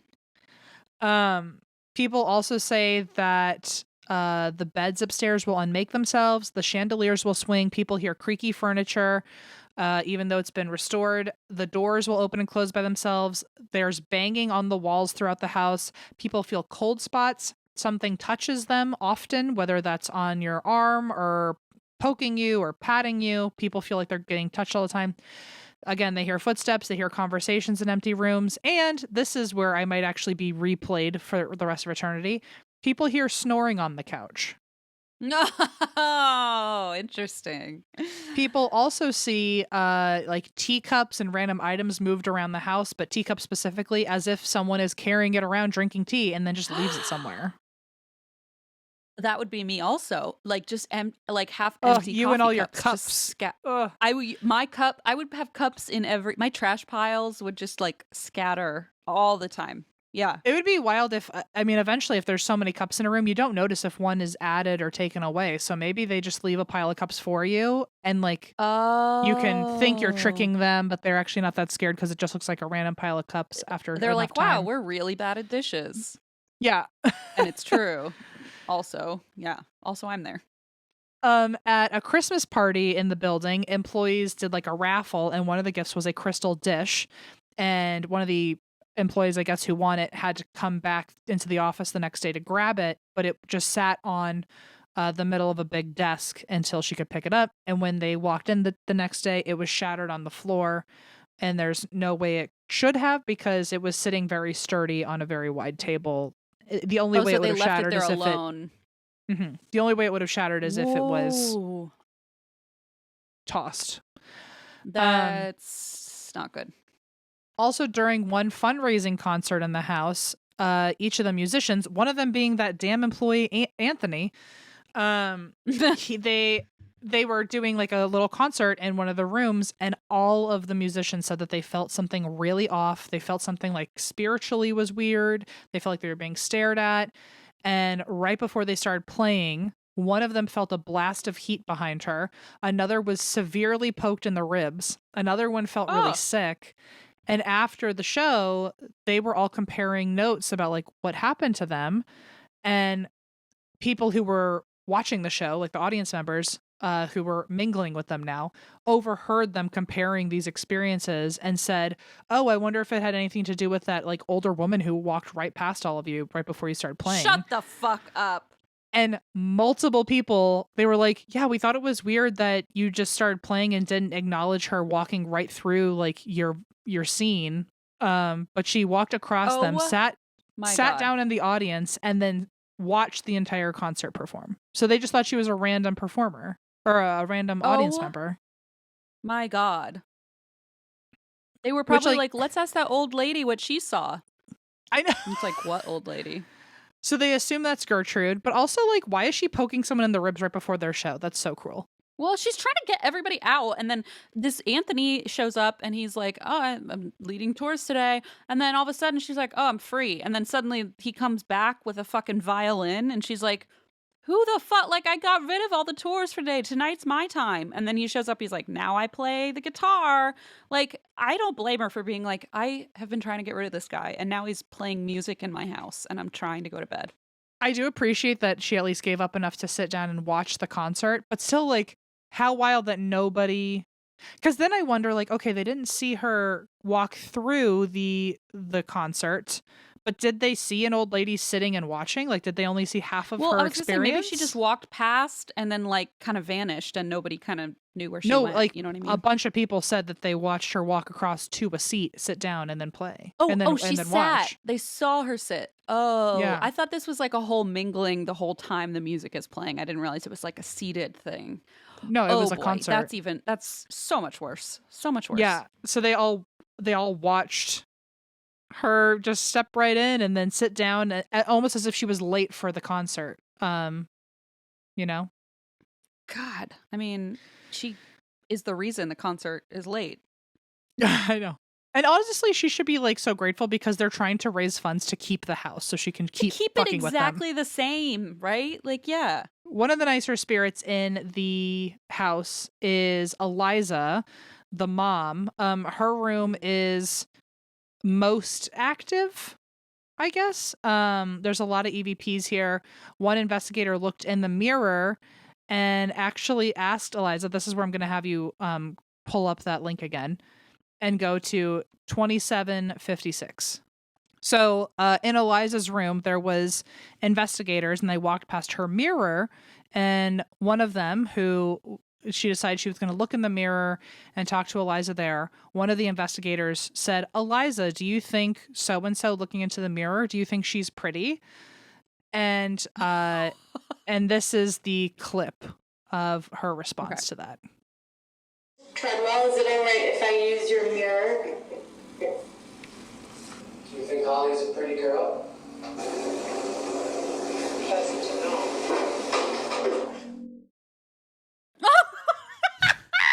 Holy shit! That's incredible. So like in I don't know what I was expecting, but that was better. So in a socially passive aggressive way, He says, "Is she? Do you think she's pretty?" to the ghost, and she fucking responds. Sorry, go ahead. she goes, pleasant enough. Literally pleasant enough, and it like you can hear the intonation of like pleasant enough, like almost question like.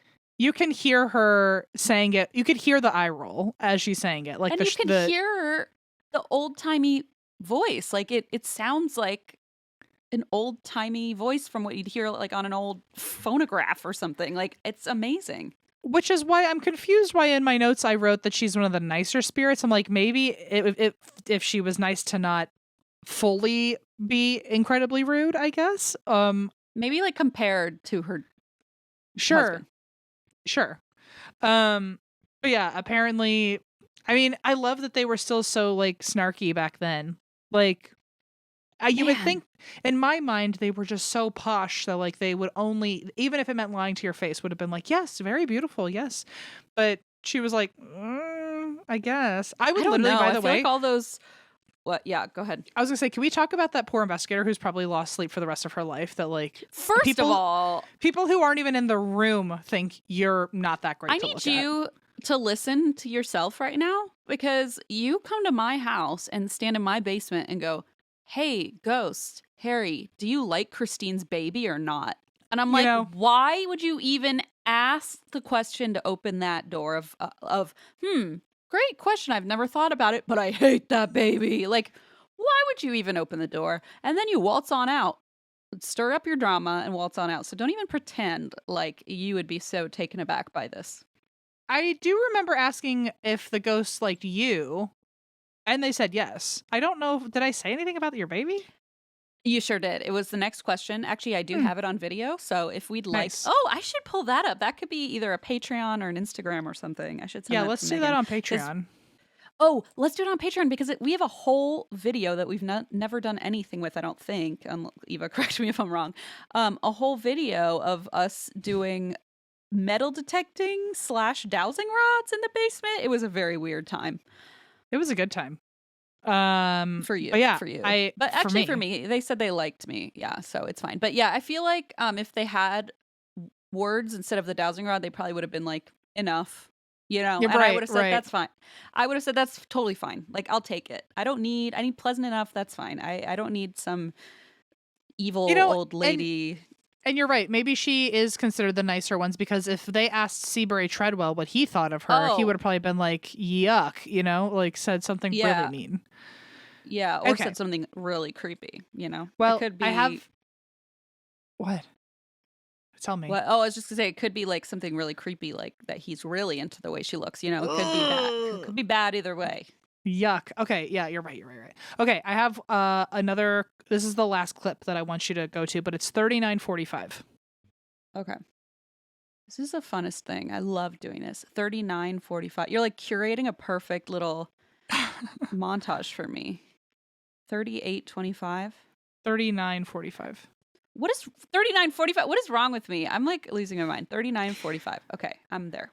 So this is when they are talking to they're doing an investigation in the house, and they're in an area that a lot of children are seen, and the investigator is talking to the spirits of like, oh, we have new people in tonight, like don't be afraid though.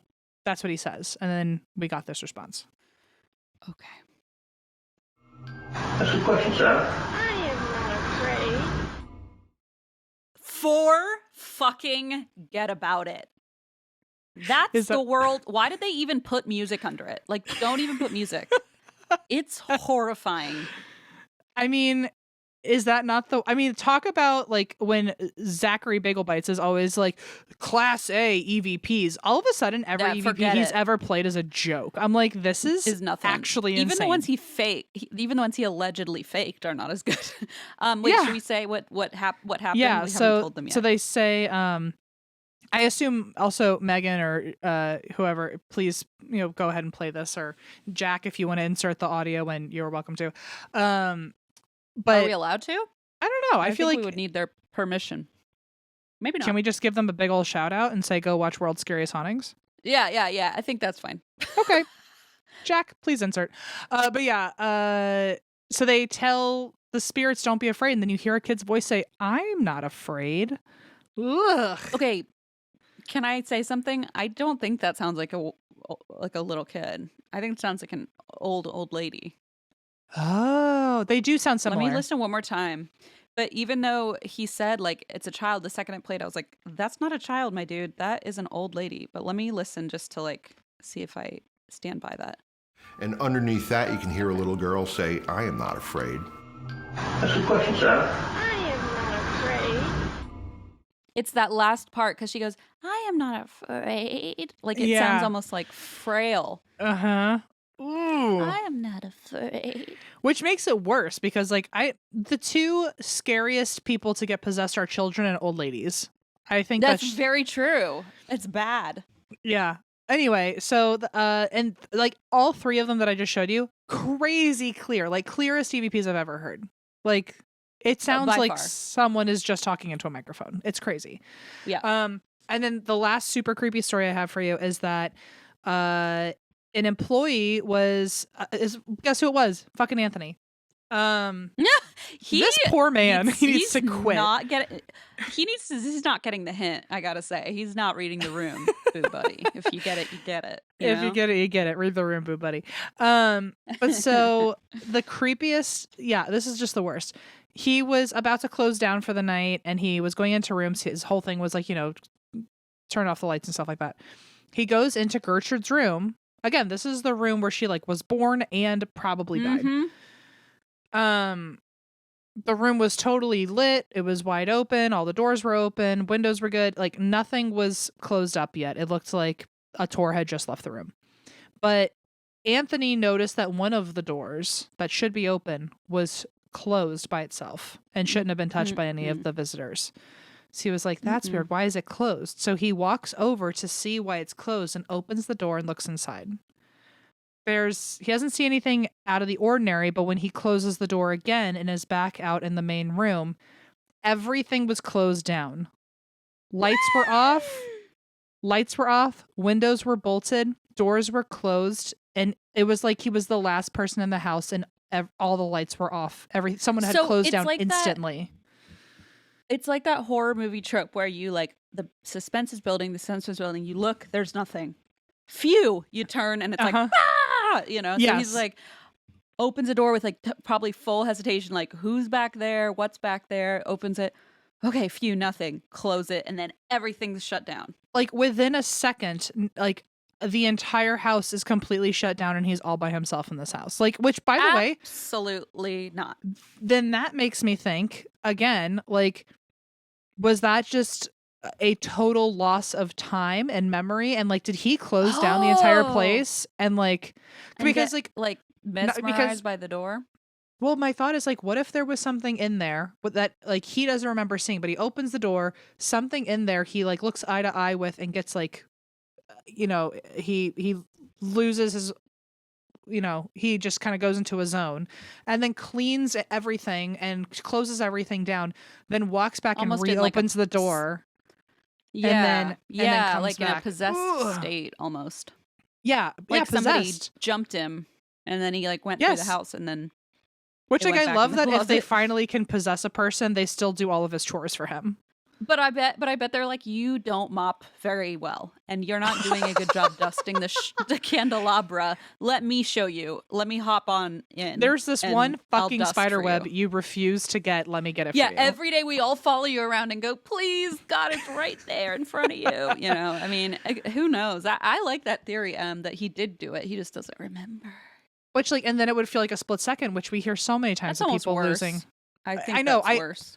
I almost hope that he lost no time, but it really in a blink, someone else turned everything off, which then brings up the next piece, which is like, well, then why am I cleaning a damn thing if you guys can do it in a second? Why don't you help me? Literally that. And also, why even bother with this weird one door closed? Like, what is this weird? Is it a prank? Like, are you trying to kick me out faster because I'm lingering too long? If in a second you can turn all the power off and have everything shut out for the night, the second I leave, now I'm going to spend the rest of my life wondering if when I'm not there, if you just turned everything back on in a flash because you didn't want us to turn all your lights off.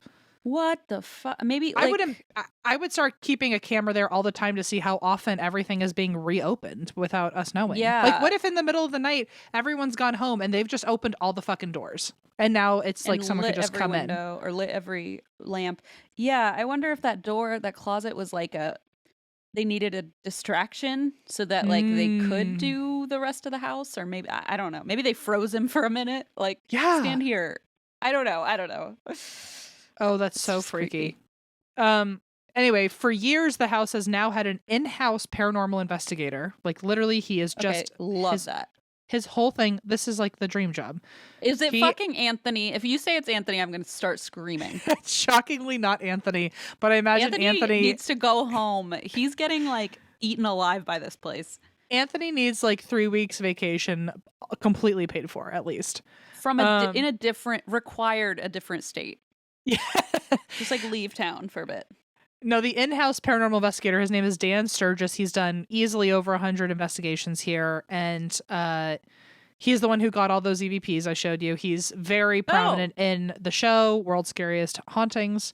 But then, I was like, I've seen this guy before, I think. Maybe like on guesting on another show or something. Probably. In 2020, during COVID, the museum closed, and it was the first time in almost 200 years that there was an empty stretch. And people were like, what the fuck do you think the ghosts are up to? Like, do you think they like that we're finally away from them? Like, what do you think's going on? Do they miss us? And so just to, I guess, keep stirring the pot, they did investigations during COVID. And I think it was like a skeleton crew, like the museum just did their own investigations. Right. But they would bring in like touchscreen monitors to see if anyone would mess with the monitors. Investigators tried to communicate with people. And I mean, they got a lot of evidence during COVID. But shortly after, in 2021, the museum launched their own monthly live streamed YouTube series called In the Spirit of Science, where now they have scientists come and investigate the house with Dan Sturgis. Shut the fuck up. This is amazing. And in each episode, Dan and others get together to discuss paranormal updates since you last saw them, and they talk about a paranormal topics. Like recently, they covered like ESP, or they covered like a specific house, or. And this is on YouTube? It's on YouTube. It's called In the Spirit of Science, which is so smart because they literally just have scientists doing spiritual stuff. I mean, this is the dream. I love this. The museum, like I said, looks like it did back in the day. They've touched very little of the structure. One source even said that this is the only house left in New York City from the 19th century that is perfectly intact inside and out. It's all original, including the family's belongings. And today, however, the merchant's house is threatened by construction for a new high-rise next door, which I guess they had experts come out, and the vibrations from the construction next door will severely, catastrophically damage the plasterwork and structure of the house. And so the museum site or the museum website has resources available for people to get involved in saving the merchant's house again. Although I think they already like greenlit this building, so it's like definitely going to happen. But I guess while the house is still there. What about the earthquake that just happened? I wonder. Oh, yeah. Oh, that's interesting. I don't know. But anyway, they still currently at least host tours. And if you would like to help fund the building, you can do that at their website. So that's the merchant's house. Wow, that was a doozy, I loved that story. Thank you. Thank you. Happy to be You're here. welcome. Thanks for having me. You're so welcome. I just went on their website. I'm loving it. I mean, just the fact that they have this like gorgeous ornamental plasterwork, like what are these called, medallions, like above the chandelier. It's just like, all right, I'll give you $5. I want this place to stay pretty. You got me. You know, if they're already doing a YouTube live stream every month and they have an in-house paranormal investigator, I think they're only one step away from like doing some Winchester Mystery House level TikToks. I'm saying we should check if maybe they are. Maybe they are. But let's get I them would viral, definitely, guys. because if they went viral and then everyone donated like $1, the house would be totally fine, right? I like how I'm like make them viral, and then I'm like, we can't make ourselves viral. I don't know how we're gonna tell everyone else to make them viral, Like, but please pre-order our book, by the way. yeah. It's so funny. Em mentions a book. We wrote it. No. This is very cool though. I'm like super into this. Thank you for telling me about it. They even have a little logo that's like drawn like the house. It's very precious. Wow. Beautiful. Well, thank you. That was very fun. And now we have to talk about something terrible. So, is it my turn? Oh, it's like every week almost, it seems. Yes. It's almost your turn. like one day it'll change, but actually it never will. So, I have a story for you today that I'm like unclear on how well you know this one. And it's a rarity, I guess, that like you'd have, like occasionally you have insider knowledge on some of the topics, like the Duggars and Jared from Subway, and like things that you've experienced in pop culture. This one I wonder, because it's something I was heavily invested in, and I don't know if you were as well. This is a story of Ruby Frankie and 8 passengers. Oh, okay. I don't know. Channel. I know of it, but I don't know. I know, like, when it went viral originally and there was like some information coming out. I know like the first few days of information, kind of. I did not research it. I assumed you would cover it at some point, so I kind of avoided it. Oh, yes. But so do you know, I guess what I'm wondering is like, do you even know like much about the family at all, or like their channel? No, I never watched their channel. I only found out about them as a crime. So yeah, okay. I know about them as a YouTube, like they were a vlogging family. Yes, exactly. So yeah, I was wondering what you're like, because I have a weird, you know how you have your kind of sick fascination with the Duggars and all that, and kind of like the hyper Christian families. My fascination is like YouTube drama, and I don't know why, because it's always drama about people I've never seen or heard of. But I got like way into like drama about Tana Mojo, never even heard of her. I would watch like every video, like drama about Shane Dawson. I follow all that. Oh, I remember you making me learn all about the Shane Dawson stuff. I remember. I was like losing my mind. I was like, and you had never mentioned that name to me ever before, but you were in town and I think it's because you were in town, and so you needed to vent about to somebody. I was the And only like person you're nearby. the only one who would no, And- I but feel you- like I thought you would be the only one who knew. Oh no, you made me watch like the whole hour-long breakdown video, and you were I like, sure did. and you would, I've already watched this 3 times, but we have to watch it again. And then you just, and I yeah, didn't even made have a Blaze say. watch it. No, and then Blaze and I had like a thing out in the we took a long weekend one time in like 2021 or something, and I was like, oh, I downloaded some YouTube videos about like this new scandal, James Charles. And he's like, oh my God, Christine, like we're out in a cabin in the woods to like have a romantic like getaway. And here I am, like, I know there's no internet, so I downloaded a bunch of YouTube videos. Like, Which I by don't the know end of what it, you would is. memorize by heart. You would know every word of I know. those I'm like, videos. watch this part. This part's crazy. Like, I just like what's his name? The Ohio kids, those fucking dumbass brothers. The Schiefers or the Okay, good one. I deserve that. Luke Paul and the Jake Logan Paul and bullshit. Jake Paul, yeah. Oh, Logan. What am I talking about? Jake and Logan Paul. Like, I only follow the drama about these, and then when I learned about family channels and that drama, I was like, oh boy. So the Ace family. Listen, I know I've never watched a single one of any of them, except I watch all the drama channels who like play you the videos and stuff. With the Paul brothers, who was the one that was on the Disney Channel? Because that one I know a lot about, but I don't know. Jake Paul was, I think, right? The one who was, because I have a friend who know. worked with I him think quite it's a Jake lot, Paul. and I've heard stories about his time at Disney, but I don't know anything beyond that other than like they're, I think, not liked. I don't know. I don't know them. Yeah, well, I feel so out of the loop. Good thing I'll download a bunch of clips for you, because I have honestly I could probably do like my own spin-off on just these drama channels. I just find them so fascinating. I mean, not the drama channels, but like the stories they cover, because Yeah. Truly, like with this 8 passenger stuff, I've been following this YouTube like drama about like when it comes out for years, and then suddenly it like boomed into this like massive, real, horrible crime, and it's like, wow, it felt like I watched it happen. You know what I mean? Like, I watched it devolve. That's how I feel about the into, Duggars. like, yes, okay, so I totally get it, and like nobody really is that interested in this except me. So I hope people, well, not nobody, but nobody like in my life.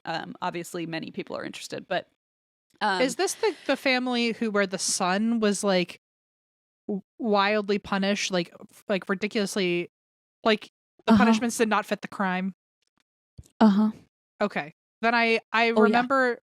I remember, I think before this ever became a crime, I remember seeing something come up in my algorithm about like, look at how this like mom like really does like raise like her kids properly. Fucked up, like, yeah. So that's all the shit that I would follow, because it was literally just drama or like tension about like, this is child neglect, you know, like people screaming, but like there's nothing you can do about it. So it was almost like more on the drama side. But yes, exactly. It like kept escalating, and then all of a sudden it broke that like it's gotten 20 times worse, and everyone watched it happen. It's not cool, but like definitely fascinating that we can like watch over the years like live as these things develop and turn bad. And it's just so crazy, and because it's on the internet, like even though they delete all their shit, like there's copies, people downloaded it, right? So they can't escape. Like we have a full timeline on video. Yeah, well, it's so interesting because no generation before probably ours, like we were like the YouTube generation, like the first kind of of its kind, if you will. Like there was no way before like diaries. There was no frame of reference for the fact that like in today's world, you can fully get attached to someone's every in and out of their life. Like, so fun fact. There was, but it was still on the internet. It was family blogs. And we were not really in that age group yet because we were too young. But I guess there was like a group of like Gen X, I imagine, who got really attached to strangers' families via blogs. And it was such a brief window because like video came out, obviously. But apparently there was this window where people would just like write family blogs for to send their families. And then people they were public, so people started like subscribing to family blogs that they didn't know, and it became like I do remember viral. see, I didn't know about that. I remember growing up where we had blogs, and then I remember Yeah. when people transitioned to vlogs and you'd have to correct people like, no, I have a vlog with a V. Like I remember that. Yeah, can't you But hear how smoothly of a word it is? Vlog. because some of my friends had blogs and some of them had vlogs, and I was like, I guess I got two things to pay attention to now. But I didn't know about the family blogs thing. I knew about travel didn't either. blogs. Yeah, so I feel like there were like fashion blogs, travel blogs, but apparently family blogs had its own audience, and I bet it's just because we were not in Weren't old the enough yet. right demographic, and like it makes total sense. So I'm gonna get into that a little bit. If you're totally not familiar with any of this, don't worry. I'm gonna explain it all. I know I just kind of like fangirled about YouTube drama, but it really is like that, and then like deep third eye meditations are like all I listen to on YouTube. So it's like a very weird algorithm. Em just watches beige. But, I was gonna say RJ has it so easy Oh, that RJ like watches beige. That's true.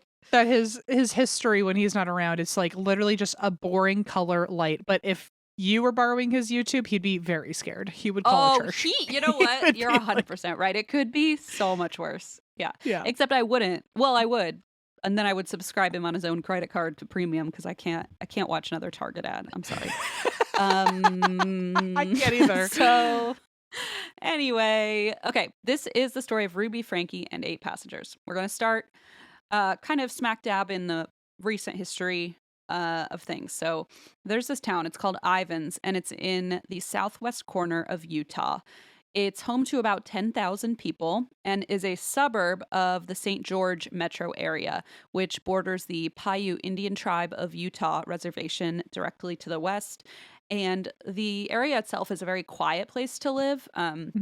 It's one of these like just peaceful, calm communities. They see very little crime, let alone crime of such a magnitude that hundreds of YouTubes and podcasts are covering it. So this is this is the last place you'd expect something like this to happen. But on August 30th of 2023, it was morning and a young boy started ringing doorbells in an Ivins neighborhood. And very very unsettling because speaking of like the development of technology, we have all of these clips on Ring doorbell video. So this was like a fairly affluent community. They had these doorbell cameras, right? And so the footage is all there of this little boy wandering from door to door. And so there was a documentary just released on, I believe it was a 2020 documentary. And they played all this footage of this little boy wandering around. And so he approaches the first house, and you can watch this on the doorbell camera. He rings the bell and he waits, but nobody comes, so he moves on. He appears on the doorbell of the next house, and he rings that doorbell. And in the videos, it's a little blurry, right? But you can definitely tell something is off. He was wearing shorts, and underneath the shorts, you could see his legs, which seemed far too thin. They were very knobby. You could see his knees and his other joints very clearly. It looked like he was way too thin. Yeah. And what's more, he wasn't wearing any shoes. So he didn't get an answer at the second door either. So he walks to yet a third house and finally rings the doorbell. Again, we have the doorbell footage and somebody answers. And this was just before 11 a.m. And you can watch the whole conversation unfold in real time, which to me, almost I felt like I was like eavesdropping. It's a very odd feeling to watch something unfold, knowing what's about to happen when they don't know when the guy opening the door doesn't know what to happen or what's about to happen. Yeah. It's almost like how I feel about when you watch body cam footage where they show up at like what seems to be kind of an innocuous call, but watching it like, oh, they're about to uncover like a massive crime, Yeah. and just watching them wander through someone's house and they're just like, oh, looks like nobody's here. And you're like, oh my God, they're in like XYZ, whoever's famous person who disappeared home. In a kind of a similar way. I feel a smaller version of that when I'm listening to like dispatch phone calls, and it's just in the beginning before Yes, the second yes, guy has yes, yes, spoken. yes. It's just hearing the dispatch say hello and like knowing Yeah. that the next thing you're going to hear is actually so fucked up and so sad. There's something like you feel almost invasive, or it's like that feeling of Well, helplessness of like you want to be able to yes, change like you what's wish going to you could happen. like jump in. The dramatic irony where like you as the viewer know what's going to happen, but the characters don't. It's like that Mhm. unsettling, like don't go in there, you know. So anyway, it's very bizarre to watch the footage, but you see the man open the door, and he asks the boy what he needs. He's like, what do you need?" And the boy says, "Could the man do him 2 favors?" And he said, "Okay." And the kid said, "First, can you take me to the nearest police station?" And then he said, "Well, actually, just 1 favor is fine." So basically, it was like, Oh my "I need 2 God. favors. First, can you take me to the police? Actually, let's just focus on that." Basically, is what he's saying. How old So is this the kid? man is, he is, I believe. Hold on, let me make sure I have it right. That's like such a sad, like it sounds so adult that like you almost want it to be funny that a little kid is saying something that sounds so adult like, but then you're like, oh my God, like Yes. he's literally asking to go to the police station. Then he's like, actually, like no 8-year-old should be prioritizing what favor to pick, and No. one of them is go to the cops. 100%. 100%. It's very, very. It's almost like jarring. Like it shouldn't have to be this way. And I'll confirm the age later, but either way, he's a young kid. At that point, I would have been like, you have to tell me now what the second favor is, because if that's the first one, what the fuck else is going? Yeah. Yes. Step 1 is already too far. Please start over. As someone who's currently in charge of you in this moment, please tell me what the other thing is that's on your mind. Okay, I was incorrect. He's about, at least now he's 12. So this would have been, he was probably like 11. 10, 11. No, 10, 11, something like that. Yeah. Okay. So still, again, too young for this. So he says, actually, just 1 favor's fine. And the man says, "What's going on?" This is when the man's like, okay, something's clearly wrong. He's like kind of taking stock in this. And he goes, "What's going on, son? Have a seat here." And had the boy sit down in a chair on the front porch. And it was very clear something was wrong. The boy, when this man looked closer, was covered in visible wounds. He was emaciated. He had duct tape on his wrists and ankles, and the duct tape was wrapped around layers of saran wrap. He told the man that he wasn't even from this area, and then he said he was hungry and thirsty. And it's just, it gives me chills. It's so heartbreaking. So the man calls 911, and he starts crying on the phone to dispatch. And this is definitely like, you can see like, "What's the matter, son?" You know, he's like very a gruff guy, but he kind of breaks as he's talking to dispatch. And he says, "This kid has obviously been," and then he kind of tears up and he says, "He's been detained. He's covered in wounds." And so first responders arrive on scene pretty quickly. They confirm that this child is malnourished and injured, and they later described him as stoic. He was almost strangely calm this whole time as they transferred him to the ambulance and then to the hospital. He told them that his mom's name was Ruby Frankie, and he said that he had left behind a younger sibling at home. Oh. So this was very jarring because based on his condition, first responders were very nervous that maybe they would find this other younger sibling deceased, Not alive? in the home. Yeah. Yes, exactly. Because younger child, this child is already so abused and neglected. And so they said they need to, they knew they needed to act quickly. So they identified the house he had come from, and police were allowed to conduct a search without a warrant because there was like a threat of immediate danger to a child. And when they knock on the door, and again, this is like where body cam footage comes in like moments later in this documentary, because you see them knock on the door and this woman opens. It's not Ruby Frankie. It's a woman named Jody Hildebrandt. And she opens the door and goes, "What are you doing?" And they just waltz right on in. And she says, "Do you have a warrant?" And they're like, "We don't need one." Yeah, and good for step good for aside. them. They're like, get the fuck out of my way. For real. Like, who are you even? And so they're thinking, oh, maybe this is Ruby Frankie. Nope, not even the mom. So what they discovered inside would be just so horrific and shocking, and basically would spread to the whole world just because of the backstory that we've kind of already alluded to with this very famous family vlog. So I'm going to give you a little, what do we call a throwback to the story of family blogging. And I guess the word, it does ring more of a bell when you call it mommy blogging, because that is definitely still a thing. Mommy blog, and yeah. so mommy blogging was kind of the early iteration of like a family channel. And so mommy blogging, at the end of the 90s, early 2000s, it started to gain popularity. It's a really simple concept. Parents share stories online about their kids, their daily lives, like post photos of first day of school and this is what we made for dinner, And a lot of them basically started, like I said, their pages just to send to family members, like a personal newsletter almost. And that's why people were pretty surprised when their own blogs started gaining followers and popularity. And some of them even became like early internet famous.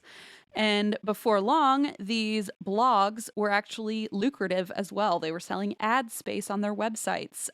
They were doing features for like baby brands, diapers, what have you, cleaning products, food, anything that kind of fit. So meanwhile, the sinister part of this is lurking beneath all the like fun, innocent stuff. And that is the fact that these children, their entire lives, day to day, moment to moment, are being shared publicly for anyone and everyone. And I mean anyone and everyone to see. In the worst possible iteration. So some parents chose to use fake names for their children, but the kids of more famous bloggers would still be recognized just by their photos. I mean, like you and I get recognized, and most people just listen to the show, so it's photos, it's Instagram photos, that kind of thing. So Well, you can also imagine even if you're not showing the kid, which was not even probably a concept at the time. Nowadays it is. Right. But No. if you're posting pictures of yourself, if people recognize you and then see your kid next to you, your kid's going to get recognized, Already. Yeah, exactly. And like, even if you go to school, they still know your last name, right? And like, yeah, they can find out pretty quickly like who your parents are. And so, when it was blogging, it was already apparently, which I didn't realize, getting kind of out of control. But of course, then when YouTube rolled around and other video sites, but primarily YouTube, obviously, which was around the mid 2000s, mommy blogging kind of devolved into mommy vlogging. And now there's no hiding. You're showing more of your children than ever before. You're showing, I mean, we'll get into it, but every moment, every vacation, every wake up, every drive to school, like everything is being filmed and people are eating this content up. A smaller thing too is like if it was just blogging, it was usually just probably pictures, and now it's audio. So now people are also hearing your kid's voice. Audio. 100%. Which I know is such a small thing compared to everything else you listed, but it's just another way for your kid to get recognized, even if you're trying to protect their likeness. I mean, but even if like on a blog, even if somebody was blurring their kids' faces, like with video, no, like people were not blurring anything, right? Like it was just everyone's on camera. Well, there wasn't even there wasn't even software for like that was accessible to common people to blur the a face. Everyday. No, that's so true. That I feel like that was not even a consideration, like you said. So like literally from birth, and like we see this now, and I'm not saying anything against people. Like I watched 8 million in labor birth videos, and they helped me a lot to like cope with the fear of giving birth. So I'm not shaming that, but I'm basically just giving people an idea of like when it comes to a family vlog, some of these families would vlog the second their child enters this earth. And then like every moment, I mean, and the Frankies were I literally watched the Duggars. There was 30 births. Like so like, right. Oh yeah. So it's right, exactly. It's the same idea. And it's almost like they're on TLC, right? So it was like TLC, at least there were some frameworks for, we can only show this many minutes per episode or what have you. But like Right. with vlogging especially, it was just like hours of day-to-day mundane shit, you know, and people would just Every like inch have of your them on house, every inch of every your inch. like, I mean, there was even, I know there's probably videos like, how do we protect our kids at home? Let me show you our security system. Like, what? Like, Oh that's my the God, we type in 6259. Like, Yeah, holy it's like shit. there's Somebody out there was like, how does Christine know my fucking keypad number? I just said 4 random numbers. no, but I mean, it's, and also I will try to refrain, but like, I will say, especially with the Duggars, which I don't know if I don't think this is the case for the Frankies. Maybe it could have been. But I know with TLC, with a lot of things coming out about 19 Kids and Counting, is that it was just, to have a baby was almost, it wasn't just for God anymore in their religion. It was to keep numbers going because their top Oh, yeah. episodes were when they had babies. And so it was almost Oh like yeah. a factory, a the baby factory, just to keep the baby numbers up so they factory, could get like, paid. let's, like, new season, like, let's keep it going. Yeah. And we need another J name that doesn't start with J. So the one that always springs to mind about the Frankies, that was always talked about, discussed when critiquing the channel, is the video where Ruby films her preteen daughter talking about her, I think it was buying her first bra. They filmed the whole thing buying her first bra. They talk about getting her period, shaving her legs. They film her shaving her legs for the first time.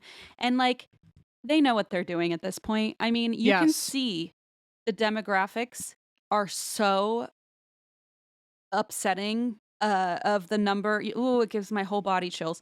The number of old men watching videos of a 12-year-old shaving their legs. And the reason I say they know what they're doing is, this is a clip in like maybe a longer video, but the thumbnail is like, so and so shaving her legs for the first time.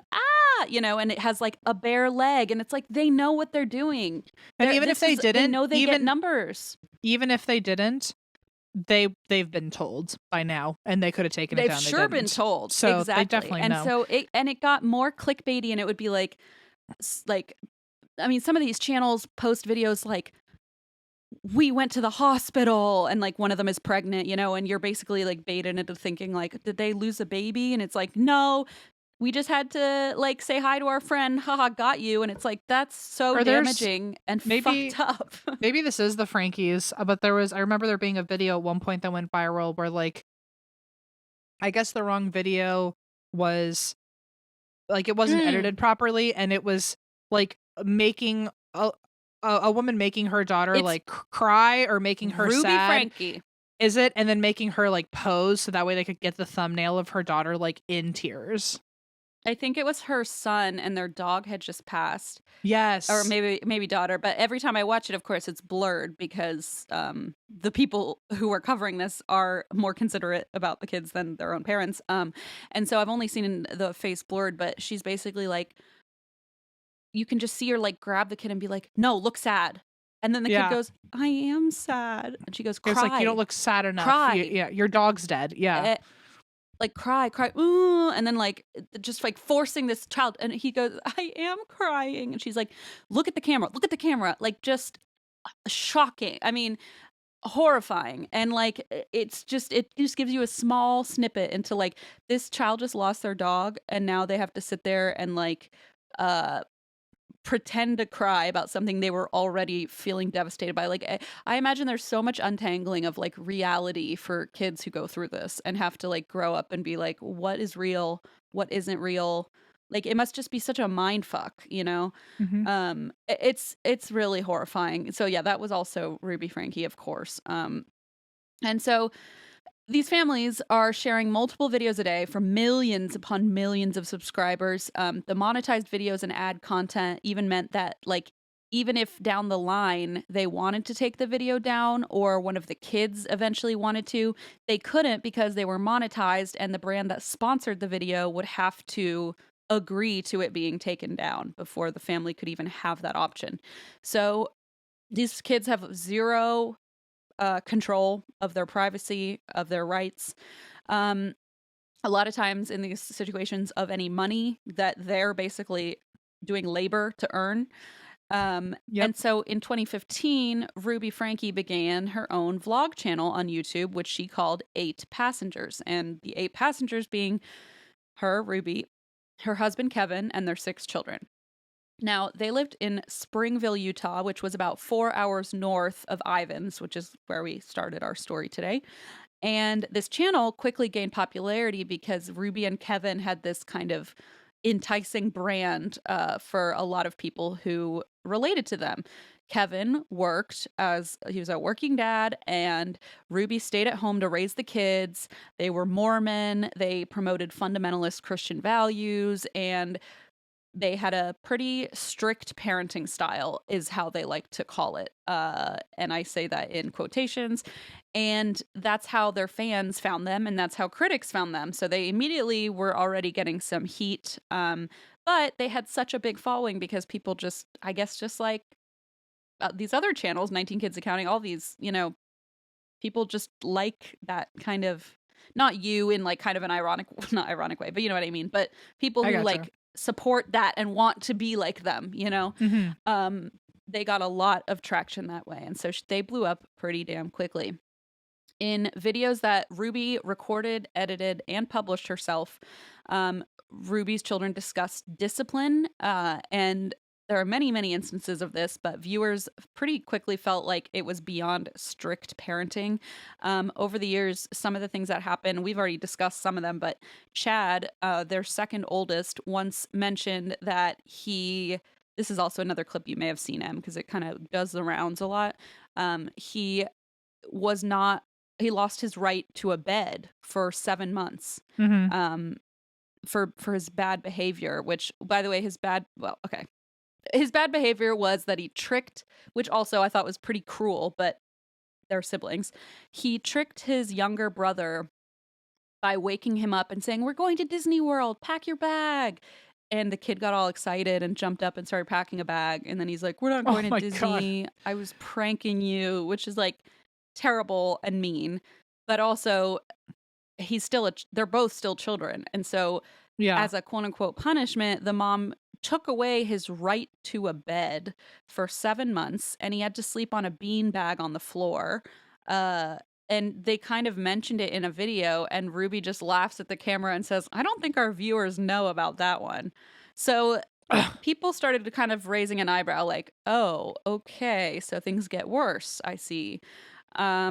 For example, once Ruby and Kevin canceled Christmas for the 2 youngest, aged 10 and 8, because they had, quote, long patterns of selfishness and their unwillingness to repent and feel sorrow for pretty egregious choices they have made. An 8 and a 10-year-old. Yeah, what egregious, like you didn't share your juice box. Like, what do you fucking Here's mean? the thing, they never even clarified.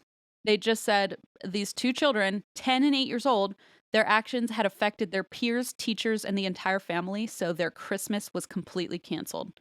Insane. And what's worse, Ruby and Kevin made them watch their 4 older siblings open all their Christmas gifts. I was going to say, it sounds like only theirs was canceled, so. Only theirs. The youngest, by the way. Like, it hurts my heart in such a specific way of, like, even though in the grand scheme of things, that's one of the smaller issues that this family's facing, like, that's so traumatic in and of itself on top of everything else for a small child. And even for the older sibling who has to go along with it.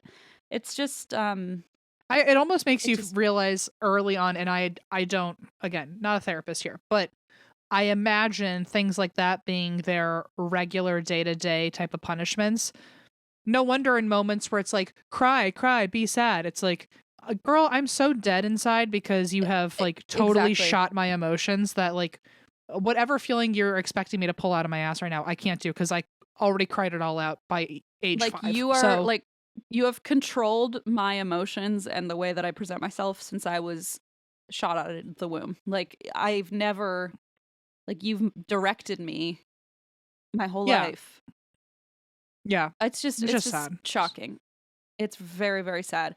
So over the years, people have been like ringing alarm bells and saying like, guys, this is so fucked up. But, again, there's not really much you can do. She, for example, once said she kept the 2 youngest kids home from school to clean the house as a punishment for their alleged egregious choices. And then she hoped that keeping Damn. them home from school would bring pain, which, first of all, What? have you ever been a kid? She then was disappointed that they didn't mind missing school. And so she said that they had become numb to her punishments, and that is why she canceled Christmas to, quote, wake them up. Damn, so I just said that a little too early of like they were already shot. But also like not really like Yep. So that brings in, sorry, I'm thinking in my Duggar brain currently, but one of the things that they teach in fundamentalist Christianity, since I've been there, but from my observations, is that the first thing is to keep sweet and always be happy and always with a smile say, yes, ma'am, I'm happy to do it. And so the second that and probably, I'm guessing based on what I know about what happens later, I would imagine that they are so filled with fear that if they're already being punished about cleaning, they know better than to like pout about it. Like for self-preservation, they're probably just going to like act like they're more than happy to do it. Just do it. That's what got them in trouble, is that they weren't It's sad, almost even like though you didn't they've been react forced to be enough. happy. It's like It's no so matter what, sick and they can't win, twisted. because then she would have just been mad that they were like crying and bothering her all day, even though she pulled them that out of they school. weren't like accepting her punishment stoically enough. It's like, I'm sure she wouldn't have been happy either way. No, Yeah. she just wanted a problem. There's like no good reason. And so the next thing, this is the one that I always think of when Ruby Frankie comes up, because it also went viral several times. Ruby posted a vlog about her youngest, who was 6 years old, forgetting her lunch at home. And she's in the car, Ruby is, and she's like, the school just called and said that my youngest, the daughter, I'm not going to say their names for sake of child privacy, but the 6-year-old forgot her lunch. And according to Ruby, it was the 6-year-old's responsibility to pack and remember to bring her own lunch to school. So when the teacher texted about the issue and said, hey, can you drop a lunch off? Ruby said, absolutely not. And then to the camera, she said, hopefully nobody gives her food and nobody steps in and gives her a lunch. Hopefully. And this is openly what she's telling her audience. So whatever she's not showing openly, like, makes you wonder, like this, she thinks is perfectly acceptable. She said that going hungry all day would be a great and important lesson about responsibility for her 6-year-old daughter. If I was raised this way, like I wouldn't have survived, because like I leave my backpack at home every single day and I'm not even going to school anymore. Like I always leave something behind. And it's like a 6-year-old can't one day forget her lunch without going hungry, and like your mom is not even gonna allow the teachers to give you some crackers. It's shocking. I mean, it's still shocking every time. It makes I you think about wonder it. immediately, like, what the hell happened in her childhood that she like thinks that she's a better parent than her parents were, or something, Well, trust me, there's many videos about that too, so you could go down quite a rabbit hole. You should watch it. I'll send you the links. I'm sure you've already got a master doc with all of it, so I do. It's in my mind. So over time, more and more of these kind of instances happened, and people would take note of them. Like Chad was once sent away to a wilderness camp. It was a program for troubled teens. We've covered some of these. It was notorious for unchecked and shocking abuse. Whole episodes could be done on these kind of programs. And so viewers began like trying to actually take action. There were petitions on change.org to have the Frankie family investigated for child abuse. Thousands of people signed this thing. I signed one of them.